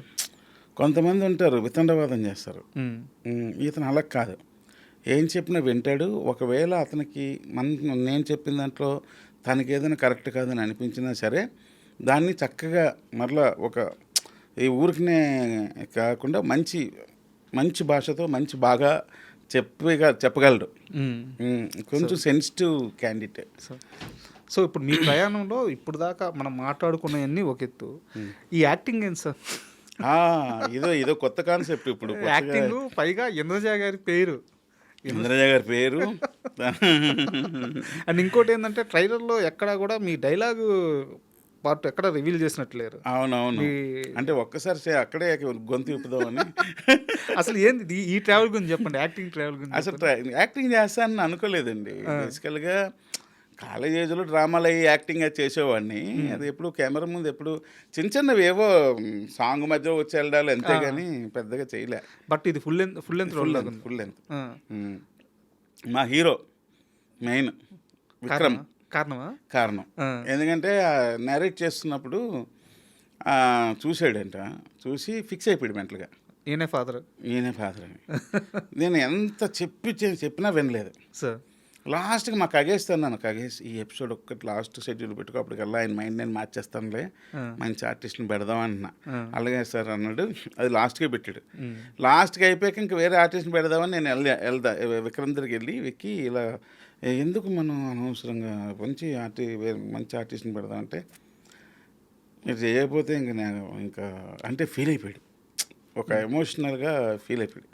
ఆయన ఏదో నమ్మాడు. అది ఇదేనంటే సర్లే వద్దు, సరే నేను చేస్తానులే, నువ్వు ఫీల్ అవ్వకు అని చెప్పి అంటే నేను అనకాపల్లిలో ఉన్నాం అప్పుడు. అనకాపల్లిలో గణేష్ అని ఒక మంచి హెయిర్ కట్ చేస్తాడు, తన దగ్గరికి వెళ్ళి గణేష్ దగ్గర కట్ చేసి ఏజ్ బాగా కనిపించాలి, అనకాపల్లి హెయిర్ కట్టే ఉండాలి అని మొత్తం చేయించేసి, పొట్ట కావాలంటే మొత్తం పొట్ట విపరీతంగా ఇంత వచ్చేటట్టు పెంచేసి, లో బనియన్ ఉంటాయి కదండి, అవును, అదేమో చిన్న సైజుది అయితే ఇంకా పొట్ట బాగా కనిపిస్తుంది అని చిన్న సైజు బనియన్ వేసుకొని మొత్తం మీద బాగానే చేశా. మన సినిమా చూసుకున్నప్పుడు కూడా అంటే ఫస్ట్ అక్కడే ఆన్లైన్లోనే బాగా వస్తుంది అనిపించింది, మన విత్ ఆర్ఆర్ చూసినప్పుడు ఇంకా బాగా అనిపించింది. అయితే ఈ ట్రావెల్లో ఒక చిన్న ప్రశ్న, మీరు అంటే ఇది ఎలా జరిగిందో తెలుసుకోవడానికి మాత్రమే అడుగుతున్నాను, ఇక నాకు ఎలాంటి ఉద్దేశం లేదు. ఇంద్రజ గారు అంటే నాగార్జున గారితో, కృష్ణ గారితో, పెద్ద పెద్ద హీరోలతో ఆమె ఒక పేరుగా కనిపించి ఒక స్టార్డమ్, హీరోయిన్కి ఒక స్టార్డమ్ అనుభవించి ఈ రోజుకి ఆమెకంటూ ఒక సపరేట్ ఫ్యాన్స్ ఖచ్చితంగా ఉన్నారు. అలాంటి ఇంద్రజ గారు మీరు పక్కన పేరు అన్నప్పుడు, సో మీకు డైరెక్టర్గా సక్సెస్ ఉంది, సో మంచి మాస్ హిట్స్ ఇస్తున్నారు, బట్ మీరు పేరు అనగానే ఆమె రియాక్షన్ ఏంటి? ఆమె రియాక్షన్ ఫస్ట్ కాగేష్ అప్రోచ్ అయ్యాడు ఇంద్రజ గారిని, తనే ఫోన్లో నరేట్ చేశాడు, ఆవిడకి నచ్చింది. ఆవిడ ఒకటే ఒక క్వశ్చన్ అడిగారంట, ఫాదర్ ఎవరు అని. అనగానే మేడం అది మా డైరెక్టర్ గారండి. అవునా, ఆయనకి యాక్టింగ్ వచ్చా అన్నాడు. వచ్చానంటే డైరెక్టర్ కదా వచ్చే ఉంటుంది 100%. ఎక్స్ట్రాడినరీ, త్రినాథ్ గారు నిజంగా చేస్తున్నారా అన్నారు. లేదండి నిజంగానే చేస్తున్నారు. అప్పటి వరకు ఇంకా నాది కూడా ఒకసారి కూడా షూట్ అవ్వలేదు సార్. అప్పుడు ఆమె అసలు నో చెప్పలేదు. అవునా, అయితే బాగుంటుంది, ఇంట్రెస్టింగ్గా ఉంటుంది అని చెప్పేసి అన్నారు. అంతే. ఇలాంటి ప్రయోగాలు చేయడంలో ఆమె కెరీర్ స్టార్టింగ్ నుంచి కూడా ఆమె యమలీలలో అలీ గారితో చేశారు. యమలీల హిట్ తర్వాత అలీ గారికి ఒక మార్కెట్, ఒక క్రేజ్ ఉండొచ్చు, కానీ యమలీల ముందు ఒక హీరోయిన్ ఒప్పుకొని చేయడం అంటే చిన్న విషయం కాదు, మామూలు విషయం కాదు అది. అవును అవును, ఎందుకంటే ఆవిడ వెరీ సింపుల్ ఉమెన్ అండి, చాలా సింప్లిసిటీ, బట్ మైండ్ పర్ఫెక్ట్ స్ట్రాంగ్గా ఉన్న ఉమెన్, చాలా అంటే ఫుల్ క్లారిటీ తనకి లైఫ్ మీద తన మీద ఫుల్ క్లారిటీ ఉంది ఆమెకి. సార్ ఆ క్లారిటీతోనే ఆమె లైఫ్లో బతుకుతూ ఉంటారు. అది బాగా నచ్చుతుంది నాకు ఆవిడలో. అస్సలు వేరే ఆలోచన ఉండదు. తన లైఫ్ ఎలాగైతే తను డిజైన్ చేసుకున్నారో మ్యాక్సిమం ఆ డిజైనింగ్ లైఫ్లోనే బతకడానికి ట్రై చేస్తుంటారు ఆవిడ. సూపర్. అయితే ఒక క్వశ్చన్ దాచిపెట్టుకున్నాను. ఇండస్ట్రీలో బిగ్గెస్ట్ హీరో ఇప్పుడు మనకి ఇండస్ట్రీలో ఒక హీరో ఉన్నారు. ఆయనకి మీకు ఎవ్వరికీ తెలియని, అది స్నేహం అనాలో అసోసియేషన్ అనాలో అనుబంధం అనాలో తెలియదు, కానీ సినిమా సంబంధం లేకుండా మీ ఇద్దరి మధ్య ఆ జర్నీ ఉంటుందంట. చాలా తక్కువ మందికి తెలుసు. ఒక బిగ్ హీరోనా? Big family. Big family Ram Charan గారితో చరణ్ బాబా. అవును, నెంబర్ ఆఫ్ టైమ్స్ కలిసి ఉన్నారంట మీరు. అంటే నేను సినిమా చూపిస్తామా అయిపోగానే రావు రమేష్ గారు ఫోన్ చేసి, త్రినాథ్ గారు అర్జెంటుగా పలానా ప్లేస్లో ఉందాం రండి. ఎందుకు సార్? చాలా అర్జెంట్, మీరు రావాలి అని అంటే వెళ్ళగానే ప్లేస్ చెప్పారా? ప్లేస్ చెప్పారు. ఇది ఇల్లు అని చెప్పారు. ఇల్లు కాదు, మా షూటింగ్ స్పాట్ ఇక్కడ గచ్చిబౌలి ఏరియాలో. ఓకే. అక్కడికి వెళ్ళగానే అక్కడ రామ్ చరణ్ గారు షూటింగ్ అవుతుంది అనమాట. షూటింగ్ ఇదేంటి షూటింగ్ దగ్గర రమ్మన్నారు, ఆయన ఈ సినిమాలో చేస్తున్నారేమో అందరూ రమ్మన్నారేమో. నేను వెళ్ళినప్పటి నుంచి నాకు ఇచ్చే ట్రీట్మెంట్ మారిపోయింది అక్కడ. ఓకే. ఇదేంటి అందరూ నన్ను రిసీవ్ చేసుకుంటున్నారు, క్యారవాన్లో కూర్చోబెడుతున్నారు, టీ కాఫీ ఏం తాగుతారు సార్ అని అంటున్నారు. ఇంకా సడన్గా డోర్ తీయగానే డోర్ తీసుకొని చరణ్ బాబు నాకు నచ్చి హీరో అని చెప్పి ఇలా పట్టుకొని నన్ను ఇలా లేపి చూసి, అసలు ఆయన ఎంత ఎక్సైటెడ్ అంటే అసలు ఎక్స్ట్రాడినరీ అబ్బా సినిమా, అసలు ఏంటది ఆ సినిమా ఏంటి అది ఇదని ఇంకా మామూలు లేదు. అడావిడి చేస్తారు ఆయన. అదేంటో ఆయన సినిమా హిట్ కొట్టినంత అడావిడి చేస్తారు ఆయన కదండి. అని నేను షాక్. ఒక్కసారి చుక్కుమంది ఒకసారి నాకు. అప్పటి నుంచి ఆయన మంచి ఒపీనియన్ బాగా. అంటే చెప్పాను కదా, మరలా ఆయనకు కూడా మర్చిపోయాను కథ చేద్దాము అది ఇదని. దిల్రాజు గారి ఆఫీస్లో చాలా వర్క్ చేసాం, కానీ మరి నాకు ప్రాబ్లం ఏంటంటే నాకు కాన్ఫిడెంట్ రావాలి. నేను రాసే కథ చేస్తే కొట్టాలి అన్న కాన్ఫిడెన్స్ వస్తే కానీ నేను ముందుకు వెళ్ళలేను. అది ప్రాబ్లం. నా క్వశ్చన్ కూడా ఇందాక నేను సరిగ్గా ఫ్రేమ్ చేయగలిగానో లేదో నాకు తెలియదు, కానీ మామూలుగా రామ్ చరణ్ గారు చాలా ఇంట్రోవర్ట్. ఆయన ఎవరి దగ్గర ఎక్కువ ఓపెన్ అవ్వరు, కానీ మీ విషయంలో మాత్రం మీలాగా మాట్లాడాలి, మీలాగా ఉండాలి, అది చాలా నచ్చిన వ్యక్తి మీరు ఆయనకి అని చెప్పారు. ఆ ప్రాజెక్ట్ జరుగుంటే బాగుండేది. ఏంటి ఓపెన్గా ఉంటే ఆయనకి ఇష్టం అండి. అని ఏమి ఊరికినే బయట కోటిలో కూడా ఇవన్నీ ఇష్టం ఉండవు ఆయనకి. ఏదున్నా ఓపెన్గా చెప్పేసుకోవాలి, ఓపెన్గా ఉండాలి. అలాంటి పర్సన్స్ అంటే ఇష్టం ఆయనకి బాగా. సార్ ఇప్పటికైనా కలిసారా చిరంజీవి గారిని? ఇప్పటికీ చిరంజీవి గారిని కల్లా. నాకు ఇది విచిత్రంగా ఉంది సార్. నాకు అవకాశం రాలేదు ఆయన కలిసే అవకాశం రాకపోవడం ఏంటి సార్? అసలు మామూలుగా చిన్న ఆర్టిస్టులు ఒక చిన్న రోలు బాగా చేస్తే ఆయన ఇంటికి పిలుచుకొని మాట్లాడతారు. అవునవును. త్రినాథరావు నక్కిన ఎన్ని హిట్లు, ఎన్ని మాసు హిట్లు, ఒక నిర్మాత అయ్యారు. ఈ రోజుకి మీకు చిరంజీవి గారిని కలిసే అవకాశం రాలేదంటే నాకు అసలు అర్థం కావట్లేదు. అంటే అవకాశం రాలేదు, నిజంగానే అవకాశం రాలేదు. First point. సెకండ్ పాయింట్ ఏంటంటే చిరంజీవి గారు నా మీద ఈయన ఇలా చేస్తాడు అన్నది ఆయనకి మైండ్లో ఉంది. మీ పేరు ఖచ్చితంగా ఇందాక వెళ్ళి ఉంటుంది కదా? ఉంది. అది తెలుసు నాకు.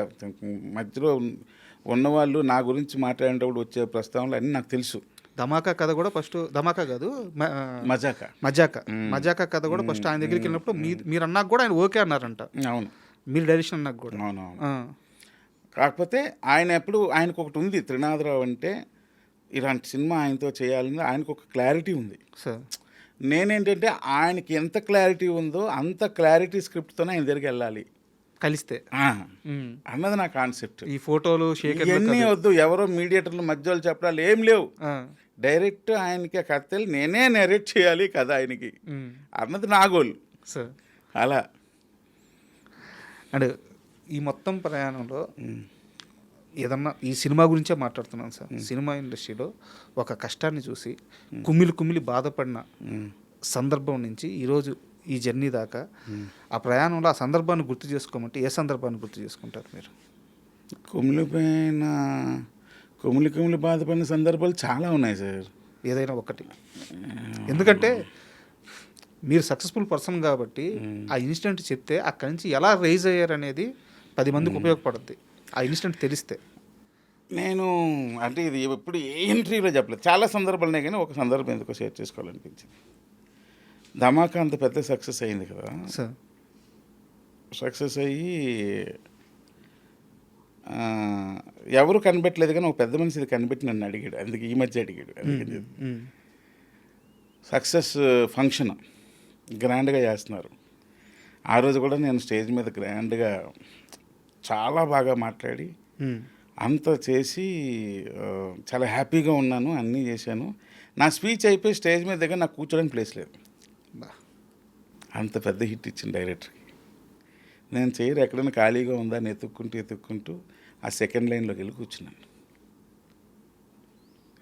ఒక మనిషికి ఎంత బాధ ఉంటుందండి అది. అది అవమానం కూడా కదా, చాలా బాధ కదా. అది నేను ఒక్కనే ఎవరు గమనించలేదు, ఫోన్లే ఇది నాతో ఉండిపోవాలని అనేసుకున్నా. కానీ ఒక పెద్ద మనిషి గమనించుడు. ఆయన రీసెంట్గా మొన్న ఎప్పుడు కలిసినప్పుడు, త్రినాథ్ ఒక ఎమోషన్ని నువ్వు ఎలా ఫేస్ చేసావు అని అడిగారు. ఏ ఎమోషన్ సార్ అని నేను అనుకున్నాను, నువ్వు మా పాప పాలు ఏదో చెప్తారులో ఉంది ఇవన్నీ అని అనుకున్నా. ఇది చెప్పాడు. అమ్మ అంటే ఈయన గమనించండి, ఇలా చాలామంది గమనించి ఉంటారు ఇది అని అనుకున్నాను. సో అది కొంచెం నాకు చాలా బాధ అనిపించింది, ఆ రోజు కొంచెం ఫీల్ అయ్యాను. బట్ అక్కడ నుంచి మళ్ళీ మీ జర్నీ మీది, మీ ప్రయాణం ఇంకా అంతే. ఆ టైంలోనే వదిలేస్తాను, ఏదైనా సరే వదిలేస్తాను. Super sir. నాకు మీలో నచ్చేది ఇదే సార్, ఇండస్ట్రీకి ఎలా వచ్చారో అలాగే ఉన్నారు. కష్టాలు వచ్చినాయి, పడ్డారు, మళ్ళీ లేచారు, హిట్లు ఇచ్చారు. హిట్లు ఇచ్చిన 4-5 హిట్లు ఉన్న డైరెక్టర్కి హీరోలు డేట్లు ఇవ్వకపోవడం అనేది, లేకుంటే త్వరగా సినిమాలు రాకపోవడం అనేది అసలు జరగదు యాక్చువల్గా. ఎందుకో మీ విషయంలో కొంతవరకు అయితే జరుగుతుంది, దాన్ని పట్టించుకోరు. నిర్మాతగా మారారు, డైరెక్టర్గా మళ్ళీ మీకు తోచిన ప్రాజెక్టులు మీరు చేసుకుంటూ పోతున్నారు. ఎక్కడ దేనివల్ల మీరు డివేట్ అవ్వడం లేదు, అవును, మీరు మారడం లేదు. త్రినాథరావు నక్కిన డే 1 ఎలా ఉన్నాడో వ్యక్తిగా అలాగే ఈ రోజుకి ఉన్నారు. మీ స్కిల్స్ మీరు డెవలప్ చేసుకుంటున్నారు, మీ సినిమాలు మీరు చేసుకుంటున్నారు. ఒక మనిషి జర్నీలో సక్సెస్ అంటే ఇదే కదా. Yes, exactly sir, exactly. హ్యాపీగా ఉన్నాను సార్, ఎందుకంటే నా వరల్డ్లో నేను బతుకుతున్నాను. కరెక్ట్ వర్డ్, అంతే. సో ఫైనల్గా సార్, అనకాపల్లి సక్సెస్ పైన ఎంత కాన్ఫిడెంట్గా ఉన్నారు? ఆడియన్స్కి ఏం చెప్పబోతున్నారు సినిమా? అనకాపల్లి చాలా కాన్ఫిడెంట్గా ఉన్నాను. బేసికల్గా ట్రైలర్ చూసి అన్నీ చూసి అందరూ ఇది యాక్షన్ ఎక్కువ ఉంది, ఇలా ఇంకోటి ఎక్కువ ఉంది అనుకుంటున్నారు. కానీ నేను అందరికీ చెప్పే స్ట్రైట్ పాయింట్ ఏంటంటే, it's complete family emotional film. So రేపొద్దున మీరు సినిమా చూసి బయటకు వచ్చిన తర్వాత మీరు చెప్పే ఫస్ట్ వర్డ్ ఏంటంటే, సినిమాలో ఫ్యామిలీ డ్రామా అదిరిపోయింది అంటారు సార్. అదే హైలైట్ సినిమాకి.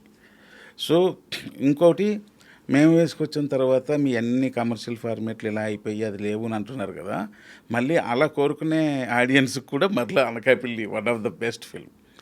So it's a good experience. Anakapalli అన్న సినిమా బాగుంటుంది, మీకు అందరికీ నచ్చుద్దని నమ్మకం ఉంది. అయితే ఇక్కడ చిన్న డౌట్ ఏంటంటే, మంచి ప్రాజెక్టుతో వస్తున్నారు, ట్రైలర్ టీజర్ అంతా అదిరిపోయిన సాంగ్స్, కానీ మాకు కూడా చాలా పాజిటివ్ వైబ్రేషన్స్ వస్తాయి. డైరెక్షన్ చేయలేదన్నా? కాదు. సో మీరు ముందే చెప్పారు కదా, ఈ ప్రాజెక్ట్స్ అలా చేద్దామని ప్లానింగ్తో వచ్చింది. రిలీజ్ డేట్ గురించి నాకు క్వశ్చన్. ఓకే, మన సినిమాతో పాటు ఇంకో 3 సినిమాలు ఉన్నాయి, అవి కూడా అంతో కొంత బజ్ ఉన్న సినిమా, బజ్ ఉన్న సినిమాలు. ఇంత కాంపిటీషన్లో రిలీజ్ అవసరమా? ఇది ప్లానింగా లేకుంటే అలా కుదిరిందా? అంటే యాక్చువల్గా మేము డేట్ అనుకునేటప్పటికి లేవు సార్. ఈ డేట్ ఏదో ఫ్రీగా ఉంది, బాగుంది అనుకొని ఫిక్స్ అయిపోయి చేసిన తర్వాత ఒకటి జాయిన్ అయిపోయి ఇప్పుడు ఎలా వెనక్కి వెళ్ళాలో అర్థం కాలేదు. కొరియన్ కనకరాజు ఉంది, దాంతోపాటు జేజీకినో సంథింగ్ మన డైరెక్టర్ గారు చనిపోయారు, వారు సినిమా తీసి మన నాగార్జున గారితో ఒక సినిమా తీశారు వారు, కేడి. అచ్చా, కేడి డైరెక్టర్ సినిమా. సో ఆ సినిమా వస్తుంది. కేడి డైరెక్టర్ కిరణ్ గారు కదండి ఆయన పేరు? కిరణ్ కాదు, ఏదో పేరు, వారు చనిపోయారు, ఆ సినిమా తీసి చనిపోయారు. ఇప్పుడు ఆ సినిమా రిలీజ్ అవుతుంది. దాంతో పాటు మన లోకేష్ కనకరాజు హీరోగా చేసిన సినిమా రిలీజ్ అవుతుంది. అవన్నీ వచ్చాయి సార్ తర్వాత, మేము అనౌన్స్ చేసినప్పుడు లేవు. సో టెన్షన్ గా లేదా ఓపెనింగ్స్ విషయం? లేదు సార్, లేదు. సినిమా చూసాం, కాన్ఫిడెంట్గా ఉన్నాం. మా నాయుడు నేను ఇద్దరం కలిసి చూసాం. ఇంకా మళ్ళీ మారుద్దామా అని అనుకున్నాం, కానీ నాకన్నా ఎక్కువ మా నాయుడు గారు కాన్ఫిడెంట్గా ఉన్నాడు. ఆయన మామూలు కాన్ఫిడెంట్గా ఉన్నాడు సినిమా మీద. సో సరే అంటే పోటీ ఇస్తున్నాం అది నేను అనట్లేదు, కానీ మా సినిమా మీద మాకు నమ్మకం ఉందని రిలీజ్ చేస్తున్నాం. సూపర్. అయితే నేను ఇంకో సినిమా గురించి మాట్లాడాలి. మీ నెక్స్ట్ ప్రాజెక్టు నేను రెడీ. నేను ఒకసారి హరీష్ గారికి స్టోరీ నేరేషన్కి వెళ్ళాను. అంటే నేను ఇవ్వలేదు కానీ వేరే వ్యక్తి నేరేషన్ ఇస్తున్నారు. దాంట్లో నా కాంట్రిబ్యూషన్ కూడా కొంత ఉంది. Very good. సో అందుకని ఆయనతో పాటు వెళ్ళాను. సో వాళ్ళ హౌస్కే వెళ్ళాము. సో హరీష్ గారిది చాలా లగ్జరీ లైఫ్. ఆయన తలుచుకుంటే ఇప్పుడు ఈ సినిమా ఇండస్ట్రీలో రొటేట్ అయ్యే అమౌంట్ అంతా కూడా ఆయన ఆస్తితో సమానం కూడా కాలేదు. అంత లగ్జరీ పర్సన్, అంత కోటీశ్వరుడు ఆయన.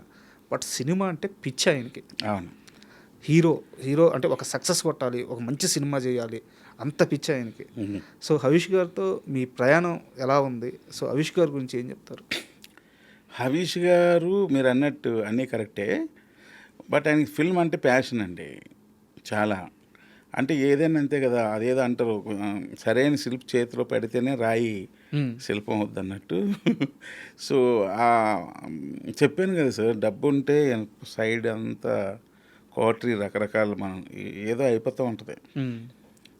పర్ఫెక్ట్ పర్సన్ దొరికినప్పుడు పర్ఫెక్ట్ దానికి షేప్ వచ్చేస్తుంది సార్. సో నేను రెడీ సినిమా చూసిన తర్వాత మీరు చెప్తారు ప్రీవియస్ హరీష్ వేరు ఇప్పుడు హరీష్ వేరు అని. ఏదన్నా డార్క్ కామెడీ టచ్ ఉందా దాంట్లో? డార్క్ కామెడీ ఏం లేదు, it's a family entertainer, complete family entertainer. It's not dark comedy film. Full film అంతా నవ్వుతూనే ఉంటాం. లాస్ట్లో చిన్న ఎమోషన్, ఒక చిన్న సోషల్ కాజ్ ఒకటి మిక్స్ అయి ఉంటుంది సార్. సో అనకాపల్లి సక్సెస్ కోసం ఈగర్గా మేము వెయిట్ చేస్తున్నాం. సో ఫ్యూ అవర్స్ మాత్రమే ఉంది. So all the best sir ఆ విషయంలో. అండ్ నేను రెడీ మాత్రం హరీష్ గారి కోసమైనా ఆ సినిమా బిగ్గెస్ట్ హిట్ అవ్వాలి. పూర్తిగా మీ చేతుల్లో ఉంది ఆ బాధ్యత. ఎందుకంటే సినిమాని పూర్తిగా ప్రేమించే మనిషి ఆయన. అవునా. సో మీకు సినిమా తప్ప వేరే ప్రపంచం లేదు. సో మీలాంటి ఇద్దరు వ్యక్తులు కలిస్తే ఖచ్చితంగా పాజిటివ్ రిజల్ట్ వస్తుందని నమ్ముతున్నాము. Thank you very much sir. Thank you అండి, థ్యాంక్ యూ వెరీ మచ్ అండి. బాయ్ అండి. And for more videos, please subscribe to iDream channel. Subscribe to iDream Media. Please subscribe to iDream. Please subscribe to iDream. Please subscribe iDream. And please subscribe to iDream. For more videos, subscribe to iDream. please like, share and subscribe to the channel. Congratulations, iDream. Subscribe to iDream. Subscribe to iDream. So subscribe to iDream Media.